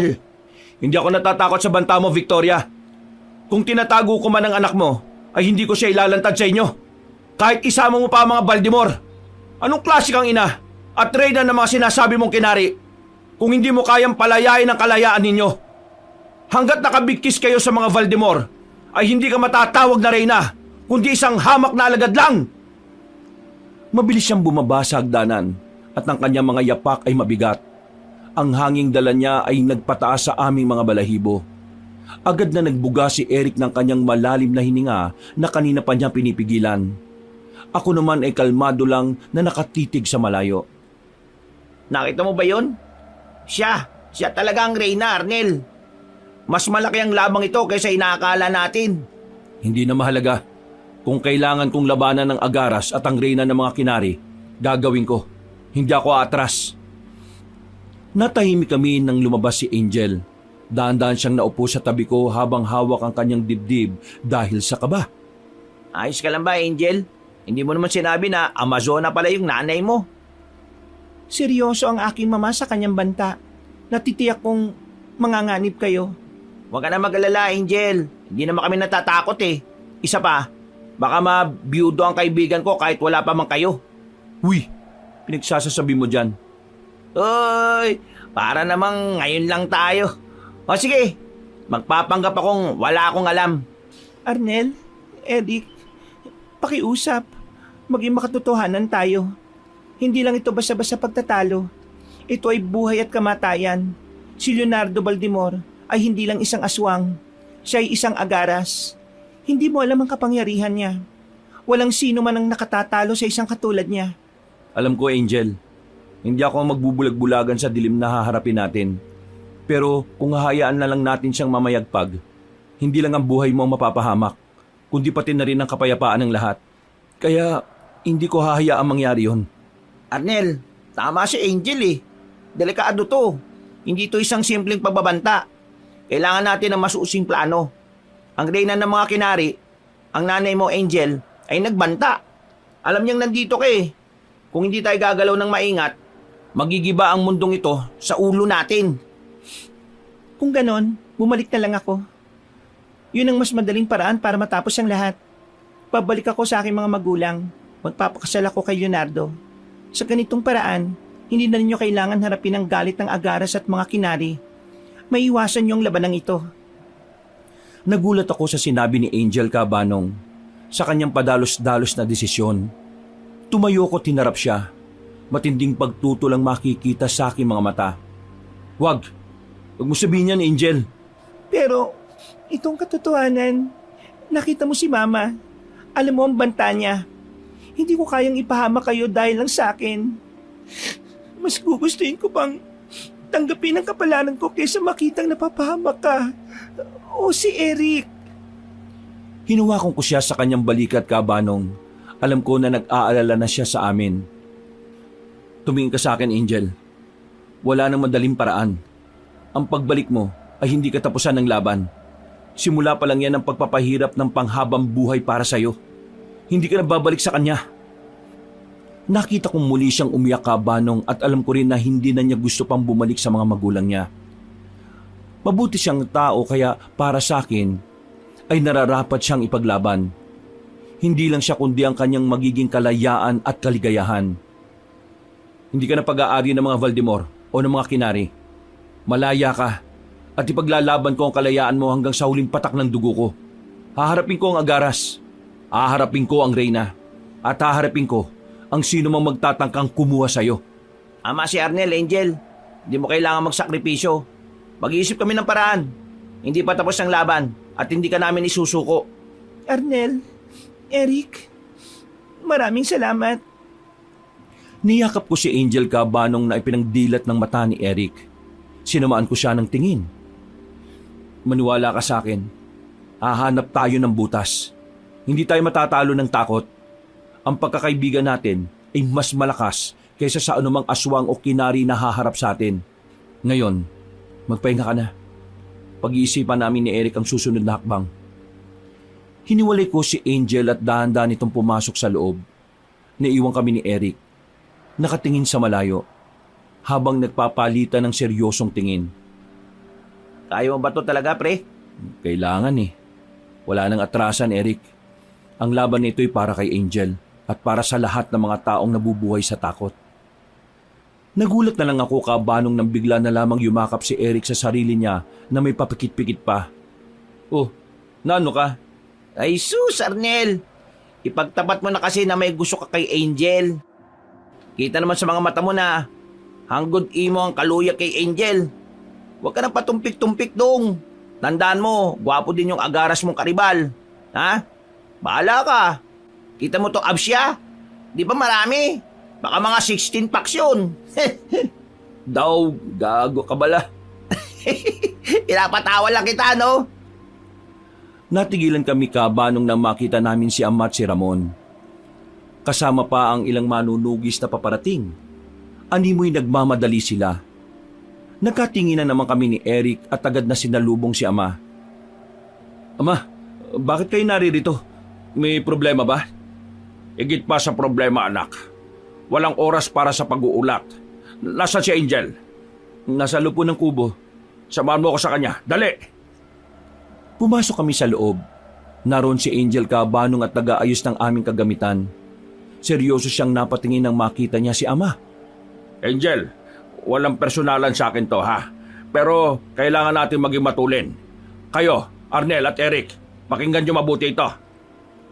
Huminga ng malalim si Ama at nagsimulang magsalita ng may otoridad. Natuntun namin ang pinakabagong balita. Ang lahi ng Agaras at ang mga kinari, ang angka ni Leonardo Baldemor at ang pamilya ni Victoria ay nagpadala na ng mensahe. Lulusob sila, Arnel. Hindi na sila maghihintay pa. Malapit na silang dumating. Nagkatinginan kami ni Angel at Eric at mababakas sa mukha nila ang takot at kaba. Kailan na, Ma? Sa lalong madaling panahon, kailangan na natin kumilos. Ang pinakamahalaga ngayon, kailangan madala si Angel sa Banwa. Sa Banwa? Ang Banwa ng mga manunugis? Oo, Angel. Walang ibang lugar na mas ligtas sa'yo. Sa Banwa, mas mahihirapan silang lusubin ka. Walang sino man na makakapasok sa aming teritoryo nang hindi napapansin. Doon ka protektado. Pero Ama, kung dadali namin siya doon, magiging target kaming dalawa ni Eric sa daan. Mas gusto kong manatili siya rito. Mas manganganib siya doon. Hindi na pwede, Arnel. Alam na ni Victoria na narito si Angel. Ang kubo na ito ay magiging unang lugar na susugurin nila. Bilang kataas-taasang pinuno ng mga manunugis, inuutusan kitang dalhin si Angel sa Banwa.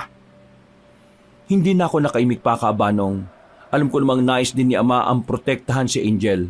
Kaya wala na akong magawa kundi ang sundin siya. At ito pa ang mas importante. Maganda ka, Arnel. Ang laban nito ang magiging pagsubok mo. Sa oras na ito, hindi lang kita anak, kundi ikaw na ang bagong pinuno na haharap sa pinakamalaking banta ng ating lahi. Hindi lang ito para kay Angel. Ito'y para sa ating lahat. Kung ganon, mahal na pinuno, anong magiging papel namin sa laban? Ikaw, Eric, magiging katuwang ni Ramon. Maganda kayong dalawa. Sisiguraduhin ninyong ligtas si Angel sa Banwa. Pagdating nyo ron, ihahanda ko ang ating mga mandirigma. At ikaw, Arnel, ay ililigaw mo ang presensya ng mga aswang. Sa timog ka magtungo at kami ay susunod doon. Arnel, pakiusap. Sumama ka na lang sa akin sa Banwa. Hayaan mo na muna ang mas nakatatanda ang lumaban. Hindi, Angel. Tama si Ama. Kailangan ko nang harapin to. Ito ang oras para patunayan ko ang sarili ko bilang pinuno at bilang lalaking handang ipaglaban ang kalayaan mo at ang buong baryo. Arnel, may inihanda akong ilang kagamitan na magagamit mo. Alalahanin mo, bilisan ninyo. Hindi na tayo dapat pa naabutin pa ng gabi. Mag-ingat kayo sa mga anino. Napatingin siya sa labas na tila inuusig ang oras kabanong. Nag-usal siya ng Latin na salita habang nakapikit. Napatingin siya sa amin na makadilat na siya at tumango. Kailangan ko nang bumalik sa mga kasamahan natin. Huwag kayong mag-aksaya ng oras, Eric. Roman, umalis na kayo. Masusunod po, kataas-taas ang pinuno. Mag-iingat ka, Arnel. Aalis na sana sila, Eric, nang mapahinto si Angel na aming ipinagtaka. Bakit, Angel? Mga dugo. Nakaamoy ako ng dugo. Tila balak nilang gisingin na ang natutulog na dugong kinari ni Angel. Agad na lumapit si Ama kay Angel at hinawakan ng kanyang noo. Nakita rin ni Ama na nagbabago ang kulay ng mga mata ni Angel. Dinasalan niya ang dalaga para pigilan ang pagkilos ng dugong kinari o mandurgo sa kanyang katawan. Nagbigkas si Ama ng mga salitang hindi ko maintindihan. Na ang ibig sabihin pala ng mga salitang yon ay mga salaguron. Pigilan ang pagkabuhay ng kanyang dugong mandurgo. Isang mabisang dasal na Latin para kontrahin ng lahat ang mahikang itiman o puti. May naamoy ka pa ba, iha? Wala na ho. Maraming salamat, Mang Augusto. Eric, Ramon, sige na. Kayo humayon at ililigaw ni Arnel ang mga presensya. Siguraduhin yung hindi maaalis ang balabal ni Angel nang hindi siya maamoy ng mga kalahi niya. Naintindihan ko, kataas-taas ang pinuno. Tayo na, Angel. Mag-date na, umalis na tayo. Umayos ka, Eric, ha? Hindi ko pa alam kung gaano katalim tong balaraw ko. Baka gusto mong masubukan. Muna, sayong-sayo na si Angel. Huwag ka mag-alala, kay Marites pa rin ako. Gusto na, kumain na kayo. At magparami po. Tara na nga, Mang Ramon. Baka mamaya, ma-Eric labo pa ako dito. Mabilis silang naglakad at umalis. Napapailing na lang ako, Kabanong. Napatingin ako kay Ama at tumango. Bagya pa akong napayuko, saka tumakbo na mabilis. Tumakbo ko sa timog, Kabanong, at naramdaman ko ang presensya ng mga aswang na nakasunod sa akin. Nagpatuloy ako at hindi lumilingon hanggang sa makarating ako sa timog. Isa itong kagubatan na wala pang nananahan sa panahong yon. Napatayo ko sa gitna ng malawak na lupain sa gitna ng gubat. Nag-aabang at naghihintay. Napatingala ako sa langit na makarinig ako ng isang malakas na tawa sa likod ko. Napabuntong hininga ako at hinarap siya. Walang iba kundi si Leonardo Valdemor. Nag-iisa ka. Ang tapang mo ay kasing walang kwenta ng lahi mo. Inakala mo bang sa pagtatago ng babae ko matatapos ang laban? Narito ako para harapin ka, Valdemor. Alam kong hindi ka titigil hanggat hindi mo ako nakikita. Ikaw? Haharapin ko? Ha! Ang isang manunugis ay umaharap sa isang agaras? Walang puwang ang ganong kayabangan. Natawa siya, bahagya, Kabanong, at tuminga ng malalim. Ang boses ay naging mas mabigat at emosyonal. Ang sinira mo, Arnel, ay hindi lang ang kasal. Sinira mo ang pangako ng lahi ko sa mga kinari. Si Angel, siya ang huling dugtong para sa kapangyarihang pinaplano ko. Ang tinatawag mong pangako ay isang kulungan, Valdemor. Isang pagpapahirap na ginamit mo para palakasin ang sarili mo. At ano? Dahil sa'yo tumakas siya? Pumili siya ng isang magsasaka na walang yaman, walang kapangyarihan, at walang kasiguraduhan. Pilit mong pinaniniwalaan na ang pagmamahal mo ang magliligtas sa kanya. Samantalang ang inaalok ko sa kanya ay lakas at immortalidad. Hindi siya tumakas para sa akin. Tumakas siya para sa kanyang kalayaan. Ang inalok mo ay pagkakalipin. Ang sino man na totoong pag-ibig ay hindi nagpaparusa sa babaeng pinili niya. Hindi ka minahal ni Angel, Valdemor. At yun ang pinakamasakit na katotohanan na hindi mo kayang tanggapin. Hindi niya ibig maging halimaw na nabubuhay at nagtatago sa dilim. Biglang nag-iba ang kanyang mukha. Ang pait ay hindi na niya maitago at ang mga mata ay nagliyab na, Kabanong. Dahil hindi niya ako minahal, kukunin ko siya ng pwersahan. Ang babaeng yon ay kailangan matuto na ang tadhana ay hindi maaaring takasan. At ikaw ang dahilan kung bakit niya ako tinalikuran. Itinaas ang kanyang kamay at ang hangin ay biglang lumabas, Kabanong. Ngunit ako ay nanatiling nakatayo lang at hindi ako kumikilos. Wala kang kasama, Arnel. Marami kami. Ito ang huling pagkakataon na makikita mo ang liwanag ng araw. Napatingin ako sa paligid, Kabanong, na walang bahid ng takot na makikita sa aking mga mata. Nakatayo lang ako at nanatiling nakatingin sa kanya habang hawak ko na ang aking balaraw at tanda ko ng hilahin kapag sumugod sila. Hindi ko kailangan ng kasama, Valdemor, para masabing ako'y malakas at matapang. Sapat ang katotohanan na si Angel ay malaya at hindi mo na siya makukuha. Nakita kong nagbagong reaksyon ng kanyang mukha, Kabanong. Hindi alam ni Leonardo na siya ay aking inoobserbahan na tulad ng sinabi ni Angel na hanapin ko ang kanyang kahinaan. At ang kanyang kahinaan, Kabanong, ay mismong si Angel. Kung gusto mo makuha siya, dumaka muna sa akin at hindi ka na makakalabas ng buhay sa gubat na ito. Sayang ang dugo mo. Pero sige, Kunin niyo siya! Sa isang iglap ay sumalakay ang mga tauhan ni Leonardo. Mabilis kong hinugot ang aking sandata at nagsimula ang labanan sa ilalim ng papalubog na araw. Isa-isa ko silang pinagtatataga at hinugot ko muli ang aking latigo para latiguhin ang mga aswang. Nakikita ko naman kung paano manggigil si Leonardo habang nakikita niyang parang hangin lang kung tagain ko ang kanyang mga tauhan at isa-isang nagsisibagsakan sa lupa. Sumugod ng sabay-sabay ang mga agara sa taminado kung malakas sila. Tumilapon ako at tumama sa puno at bagyang nagsuka ng dugo. Luluso pa sana ang mga aswang nang pigilan sila ni Leonardo. Sinabihan silang manatili sa likod dahil siya na ang makikipaglaban sa akin. Ha! Magaling! Hindi ka pala kagad namatay sa mga tauhan ko. Ngayon, ipakita mo sa akin ang sinasabi mong pag-ibig mo! Natawa ko bahagya kabanong habang hawak ang aking balaraw. Ang tingin ko ay nakatuon sa bawat galaw ni Leonardo. Hindi to tungkol sa pag-ibig, Valdemar. Ito'y tungkol sa karangalan. Sumugod si Leonardo sa akin kabanong. Mabilis at malakas. Hindi siya gumagamit ng sandata. Nagtiwala lang siya sa kanyang likas na lakas bilang isang agaras. At masasabi kong siya ay malakas. Tunay na malakas. Hindi pa niya pinapakita ang kanyang tunay na anyo ngunit habang pasapit na ang takip silim ay mas lumalakas siya kabanong. Lakas na hindi ko inaasahan. Nagsimula ang laban sa sunod-sunod na atake.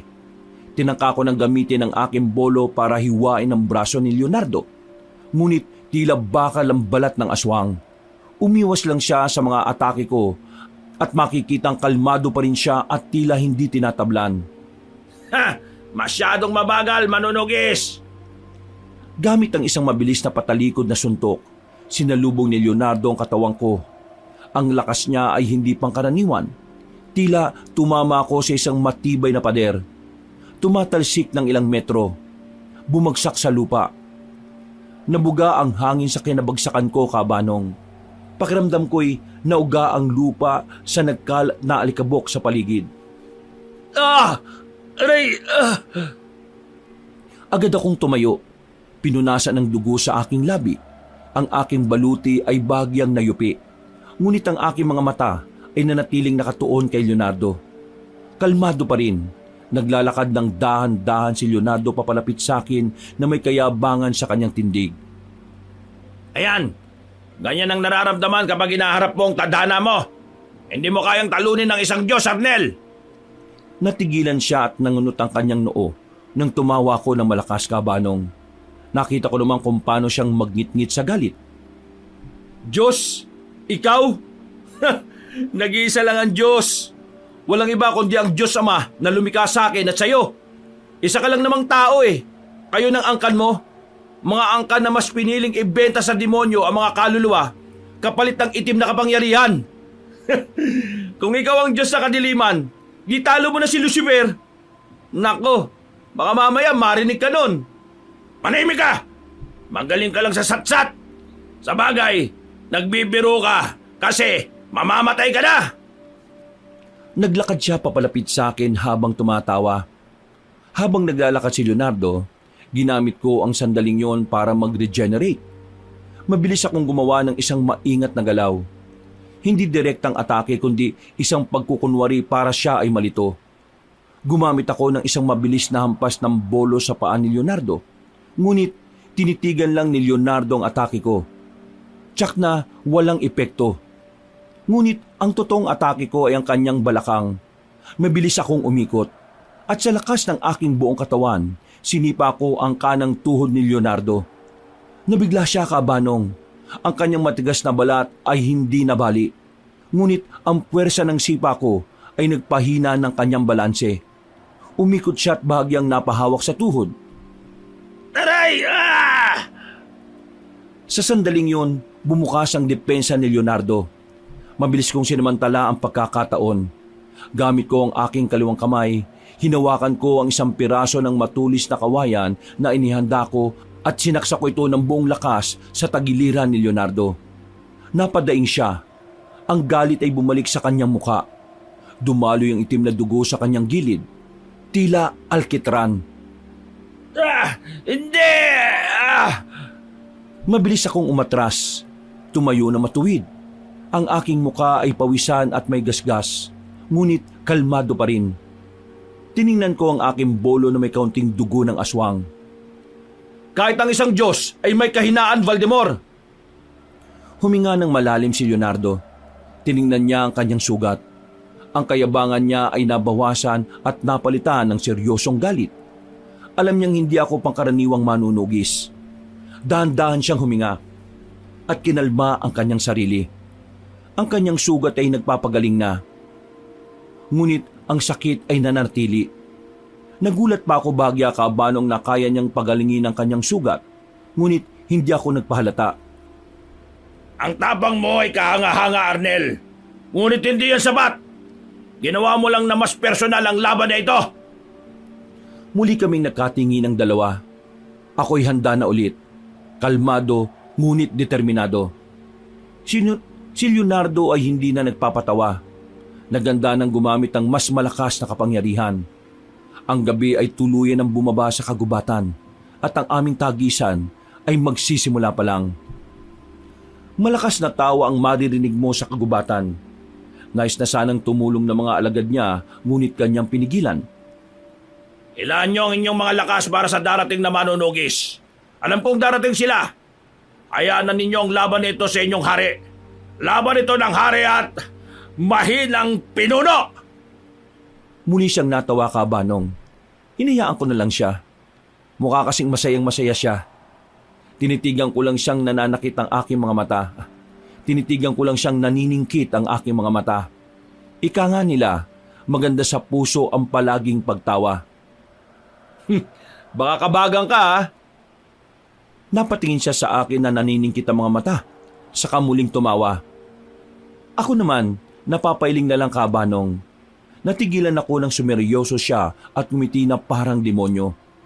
Nakita ko ang may itim na aura ng kanyang katawan. Napatingin ako sa paligid. Saka ko lang napagtantong maliwanag na ang buwan at nakikita kong unti-unti na silang lumalakas.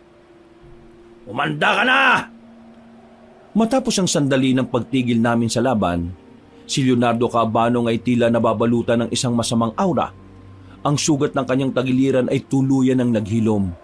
Ang kanyang mga mata ay naging ganap na dilaw at ang kanyang buong katawan ay lumaki. Nagkaroon ng matutulis na kuko at ang kanyang mukha ay humaba. Nagiging mas halimaw kaysa tao. Diyos ko, baka pangit-pangit naman. Kaya pala ayaw ni Angel. Kahit sino naman aayaw sa mukha na yan. Bagya akong umatras kabanong, ngunit hindi ako nagpakita ng takot. Alam kong dumating na ang pinakamalaking pagsubok. Naganda ko ng isang panungkit gamit ang aking bolo at nagbigay ng isang maikling dasal ng manunugis. Nangunot pa ang noo ko nang umalulong siya. Ang tinig niya ay malalim at nagdaragundong. Sa liwanag ng buwan, Arnel, ang aking kapangyarihan ay nag-aalab. Wala kang puwang sa dilim na ito. Ngayon, tandaan mo kung bakit hindi mo dapat hinamon ng isang agaras. Mabilis na sumugod sa akin si Leonardo. Hindi na tulad ng isang tao kundi ng isang hayop. Mabilis, mabigat at puno ng tunay na galit. Ang mga kuko niya ay nag-iwan ng guhit sa hangin. Ganun siya kalakas kabanong. Gumamit ako ng aking buong kasanayan. Hindi ko sinubukang kalabanin ng lakas ni Leonardo, kundi ginamitan ko siya ng bilis at tikis na natutunan ko sa aking mga ninuno. Umiwas ako sa matalas na atake ni Leonardo. Lumundag patalikod at gumamit ng sipa sa tagiliran ng aswang. Ngunit tila bato ang balat ni Leonardo. Ha! Wala! Walang epekto! Ikaw ay isang alikabok lamang sa aking daanan! Inihagis ni Leonardo ang isang malaking bato na kinuha niya sa lupa. Mabilis akong gumulong na umiwas. At tumama ang bato sa puno na agad namang nagkabiyak. Ay daw gago! Namamatong walang ya! Tumayuko't pinag-aralan ng galaw ng kalaban. Ang susi sa labang ito kabanong ay ang puso at diwa, hindi ang pisikal na balat. Muling sumugod si Leonardo, handa siyang durugin ako. Sa halip na umiwas, nagpakita ako ng tapang na humahamon sa agaras. Sinalubong ko ang atake, ngunit hindi gamit ang aking bolo kundi ng aking katawan. Nang magsalubong kami, iniyuko ko ang sarili at sinubukan kong ipitin ang braso ni Leonardo sa kanyang liig, gamit ang aking mga kalamnan at ang bigat ng aking katawan. Ito ay isang desperadong depensa, Kabanong. Nabigla siya sa kalabisan ng tapang na ipinakita ko.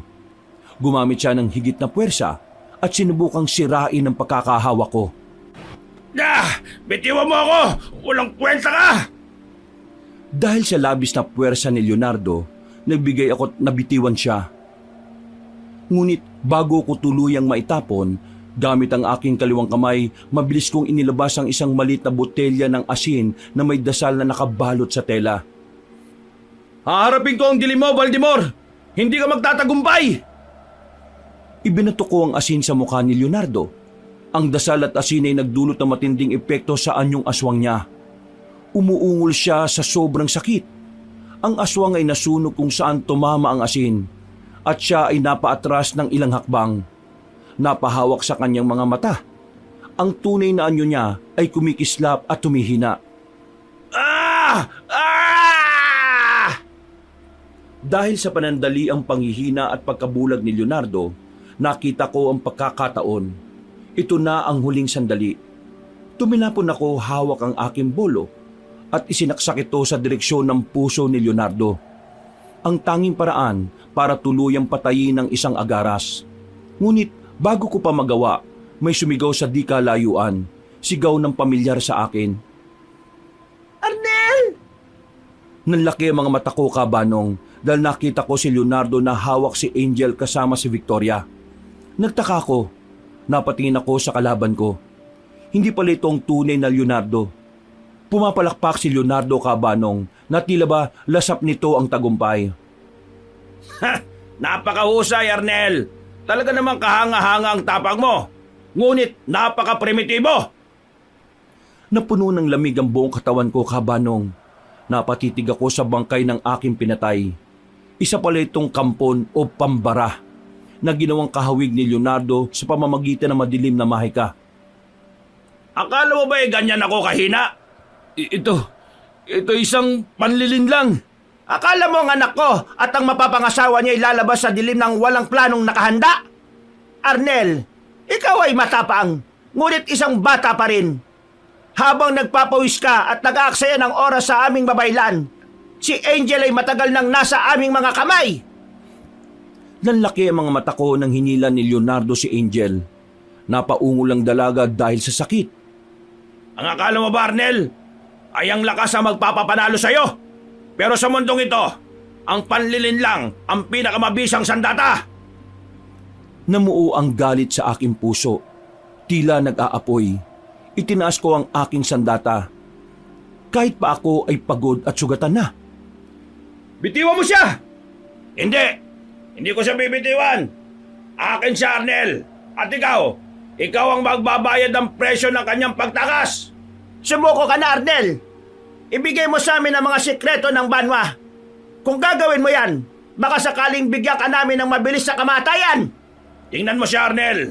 Tingnan mo kung gaano siya kaganda. Sa loob ng ilang araw, ikakasal kami. Ang kanyang katawan, ang kanyang kaluluwa, lahat ay magiging akin. Tiningnan ko si Angel.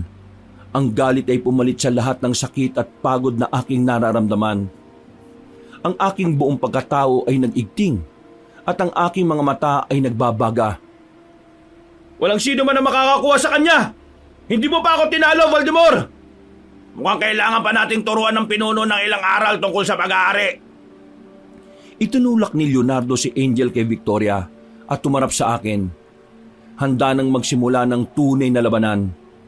Sa pagkakataong ito, hindi na ako gagamit ng palitan nyo. Harapin mo ang tunay na lakas ng isang agaras! Tuluyan nang nagsimula ang tunay na labanan, Kabanong. Si Leonardo ay hindi na nagbigay ng palugit sa akin. Ang bawat suntok niya ay tila hampas ng bato. Ako naman, sa kabilang banda, ay gumagamit ng tikis at kasanayan ng mga manunugis.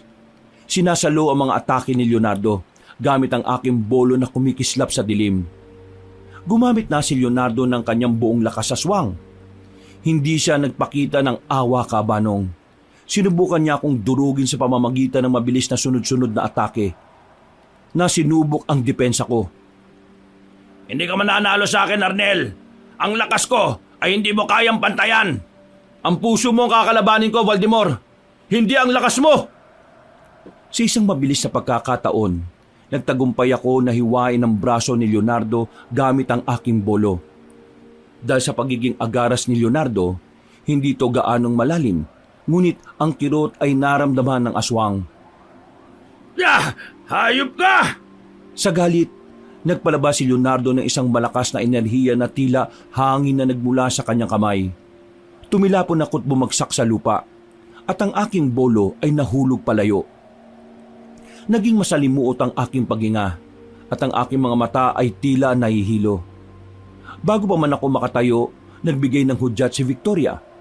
Lumapit siya kay Angel na nakatali at umiiyak sa gilid. May hawak siyang matalim na punyal at idinin ito sa liig ng dalaga. Tama na, Arnel! Napatigil rin si Leonardo. Ang lahat ng mga mata ay nakatuon kay Victoria, habang si Victoria ay matalim ang tingin. Arnel, ikaw ay isang matapang na mandirigma at yon ay hinahangaan ko. Ngunit ang iyong tapang ay walang puwang sa harap ng aking anak. Mas idiniin pa niya ang patalim kay Angel. Pumitik ang dugo mula sa lig ng dalaga. Nanlalaki ang mga mata ko sa nakita. Paano mo nagagawa sa anak mo ang kasamaang yan, Victoria? Siya ay yung dugot laman. Anong klaseng ina ka? Mas pipili mo magkaroon ng kapangyarihan kaysa magkaroon ng anak? Ang gusto ko lang naman ay sumuko ka na. Arnel, wag! Isipin mo ang nakararami! Huwag kang susuko! Sumuko ka, Arnel! O sisiguraduhin kong wala nang ikakasal na kinari at wala nang angel na makikita sa mundong ito. Ibigay mo sa akin ang sandata mo at manumpa ka na aalis ka at hindi na kailanman magpapakita pa kay Angel. Napatingin ako kay Angel na nasa bingit ng kamatayan. Ang aking galit ay nabawasan at napalitan ng sakit at desperasyon. Napilitan akong gumawa ng desisyon habang si Leonardo ay napangisi. Narinig mo, Arnel? Wala kang pagpipilian. Ibigay mo na sa amin ang iyong bertod. Huwag, Arnel! Huwag kang papalin lang sa kanila. Nangako ka sa akin na ibibigay mo ang aking kalayaan kahit na sa uling patak ng iyong dugo. Nakalimutan mo na ba ang pangako mong yan, Arnel? Ikaw ang pinuno na inyong tribo at ikaw ang pag-asa ng baryo. Kaya, Arnel, bumangon ka! Manahimik ka! Ikaw ang manahimik, Mama. Masyado kang gaman sa kapangyarihan. Nakalimutan mo ng anak mo ko. Mas mahalaga sa akin ang ating karangalan. Kung walang kapangyarihan ay sa tingin mo ay gagala ka pa ng ibang angkan? Katahimikan ang gusto ko, Mama. Kalayaan na magkaroon ng malaya at normal na buhay. Walang katahimikan sa mga katulad natin, Angel! Wala! Mama, pakiusap. Huwag mo na siyang saktan. Huwag mo na kaming saktan. Humarap si Victoria sa anak niyang si Angel. Ngunit kabanong walang makikitang awa sa mga mata nito. Matigas ang puso ng isang reyna. Huminahon ka, Angel! Ginagawa ko lang ang dapat. Ang ginagawa ko ay para sa ating lahat. Para sa atin, Mama. Tingnan mo ako. Masaya ba ako? Bakit mo ipipilit ang isang buhay na alam mong magpapahirap sa akin? Ang pag-ibig ay isang kahinaan, Angel. Ang pag-ibig mo kay Arnel ay magdadala na kamatayan sa buong lahi natin. Kailangan mo magpakasal kay Leonardo. Ito ang katungkulan mo. Ito ang kapangyarihan na dapat mong taglayin. Ayaw ko na kapangyarihan mo. Ayaw ko na kasunduan na yan.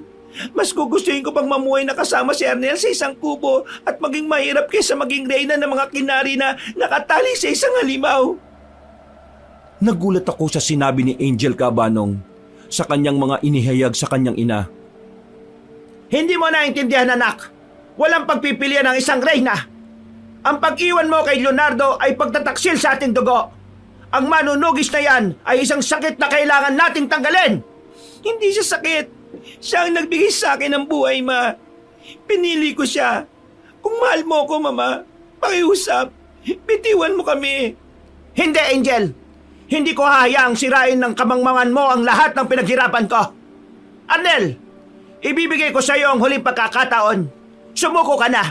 Hayaan mo na lang kaming patayin ka ng mabilis at hindi na namin hahawakan pa si Angel. Yan ang huling desisyon ko. Napuno ng paghihirap ang mukha ko. Ang aking pag-ibig kay Angel ay labis. Ngunit ang pagyuko sa harap ng kaaway ay nangangahulugang pagsira sa aking pangako at sa aking sarili bilang pinuno. Angel!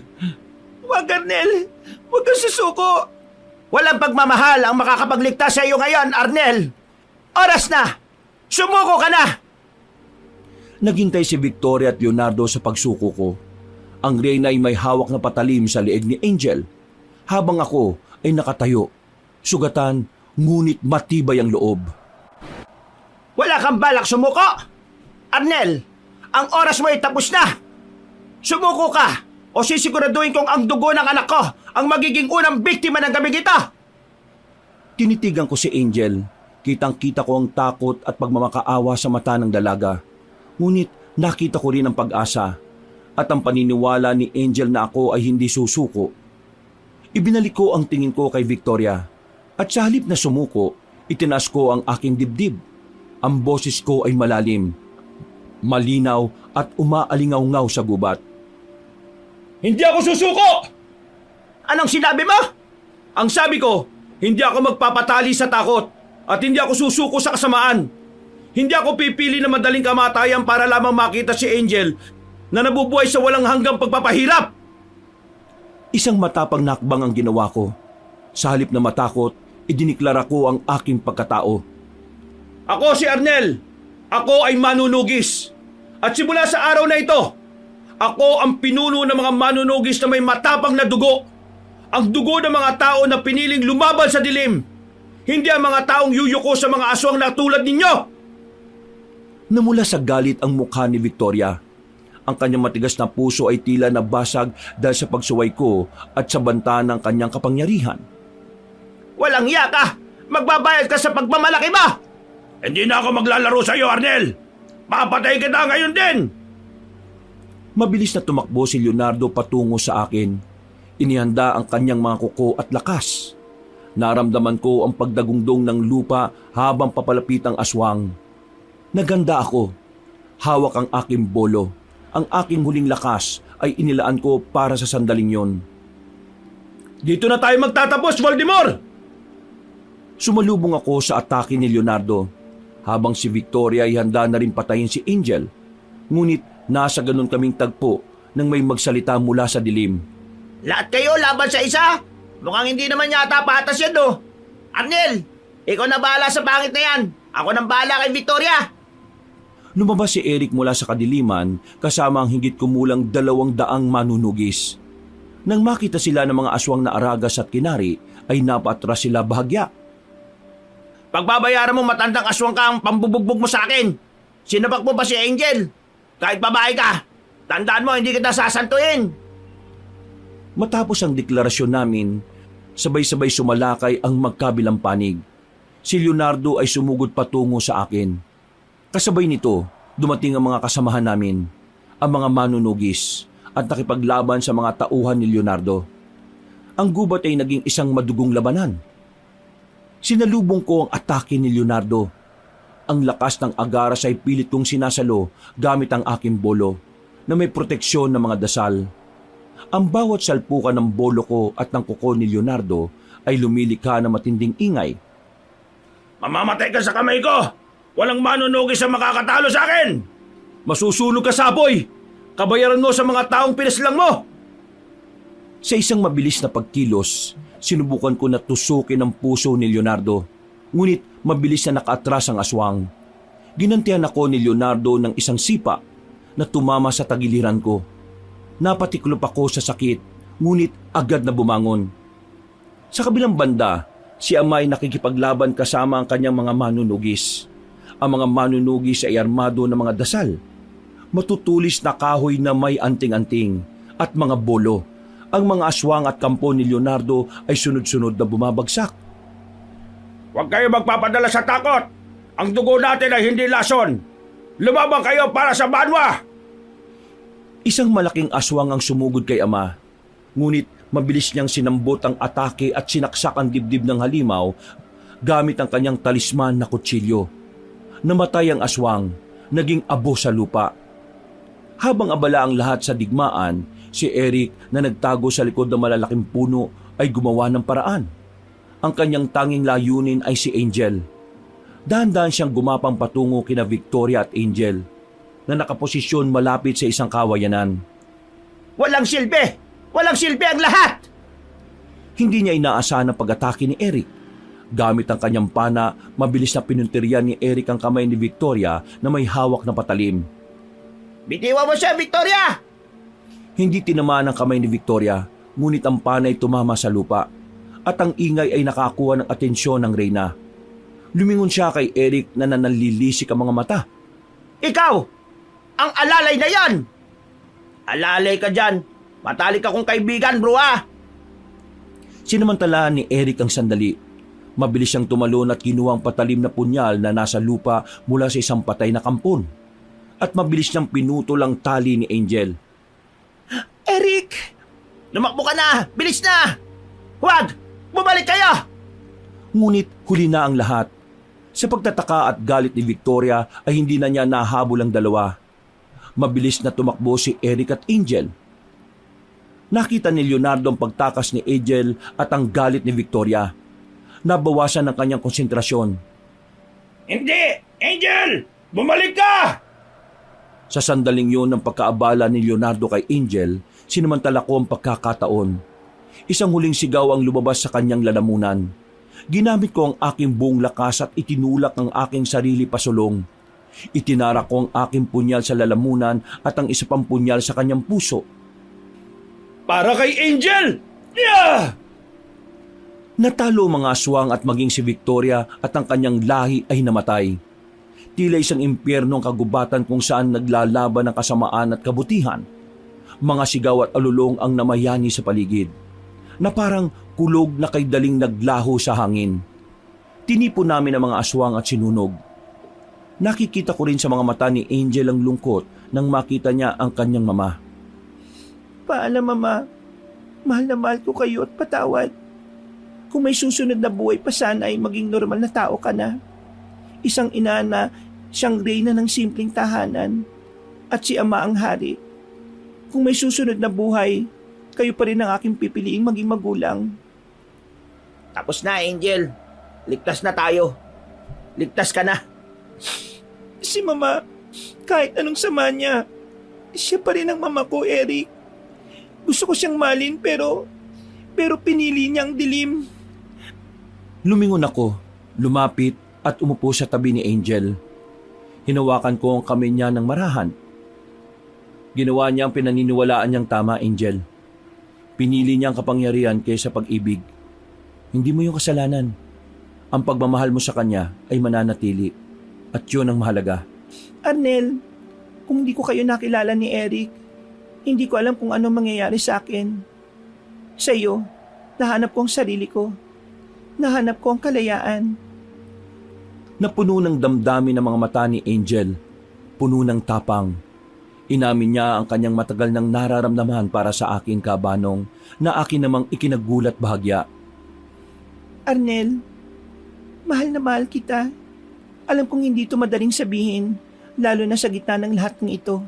Pero hindi ko na kayang itago. Ikaw ang liwanag na nag-alis sa akin sa dilim. Ang mga salita ni Angel ay tumagos sa puso ko, Kabanong. Ang aking matinding pagod at sakit ay tila naglaho. Hinawakan ko ng maigpit ang kamay ni Angel. Alam mo bang, gabi-gabi, hindi ako makatulog sa takot na baka makuha ka niya. Ang bawat laban, ang bawat sugat, lahat yun ay hindi importante. Basta alam kong ligtas ka. Angel, wala nang Reyna, wala nang Agaras, wala nang manunugis na makakapaghiwalay sa atin. Mahal na mahal kita. Ikaw ang buhay ko. Ang dahilan kung bakit ako lumalaban at nabuhay. Yumakap ako kay Angel. Ang yakap ay hindi lang ng pagmamahal, kundi ng tindig at pangako ng kapayapaan matapos ang bagyo. Naramdaman ni Angel ang tibok ng puso ko at alam niyang siya ay ligtas na. Tumango si Eric na may ngiti sa muka at tumayo para bigyan kami ng espasyo. Sige na. Kailangan nyo ng sandaling ito. Lumakad si Eric papalapit kay ama. Iniwan kaming dalawa na lamang. Ako at si Angel ay naghiwalay ng yakap at tiningnan ang sunod-sunod na apoy na unti-unting lumiliwanag sa pagdating ng bukang liwayway. Ano na ngayon ang mangyayari, Arnel? Ngayon, magtatayo tayo ng bago. Isang buhay na malaya sa takot, malaya sa mga aswang. Magtatayo tayo ng sarili nating banwa. Ngayon, sisimulan natin ang sarili nating kwento. Ang araw ay sumikat na. Nagbibigay ng bagong liwanag sa aming buhay. Ang dilim ay tuluyan ng natalo. At ang pag-ibig namin ni Angel ay naging simbolo ng bagong pag-asa. Hoy, mga lovebirds! Baka gusto nyo umuwi na. Nagtawanan naman kami ni Angel na lumapit sa kanila. Niyakap ako ni ama ng puno ng pagmamalaki. Habang mga manunugis ay nilagay ang kanilang kamay sa kanilang dibdib at yumuko. Ipinagmamalaki kita aming pinuno. Salamat po, Tay. Umalis kami sa gubat baon ng isang alaala. Hindi pa ito ang katapusan ng aming pahina bilang mga manunugis. Bagkus, ito pa lang ang simula. Simula para sa amin ni Angel. Simula para sa aking pagiging pinuno. Nakakbay ako sa kanya habang naglalakad palabas ng gubat.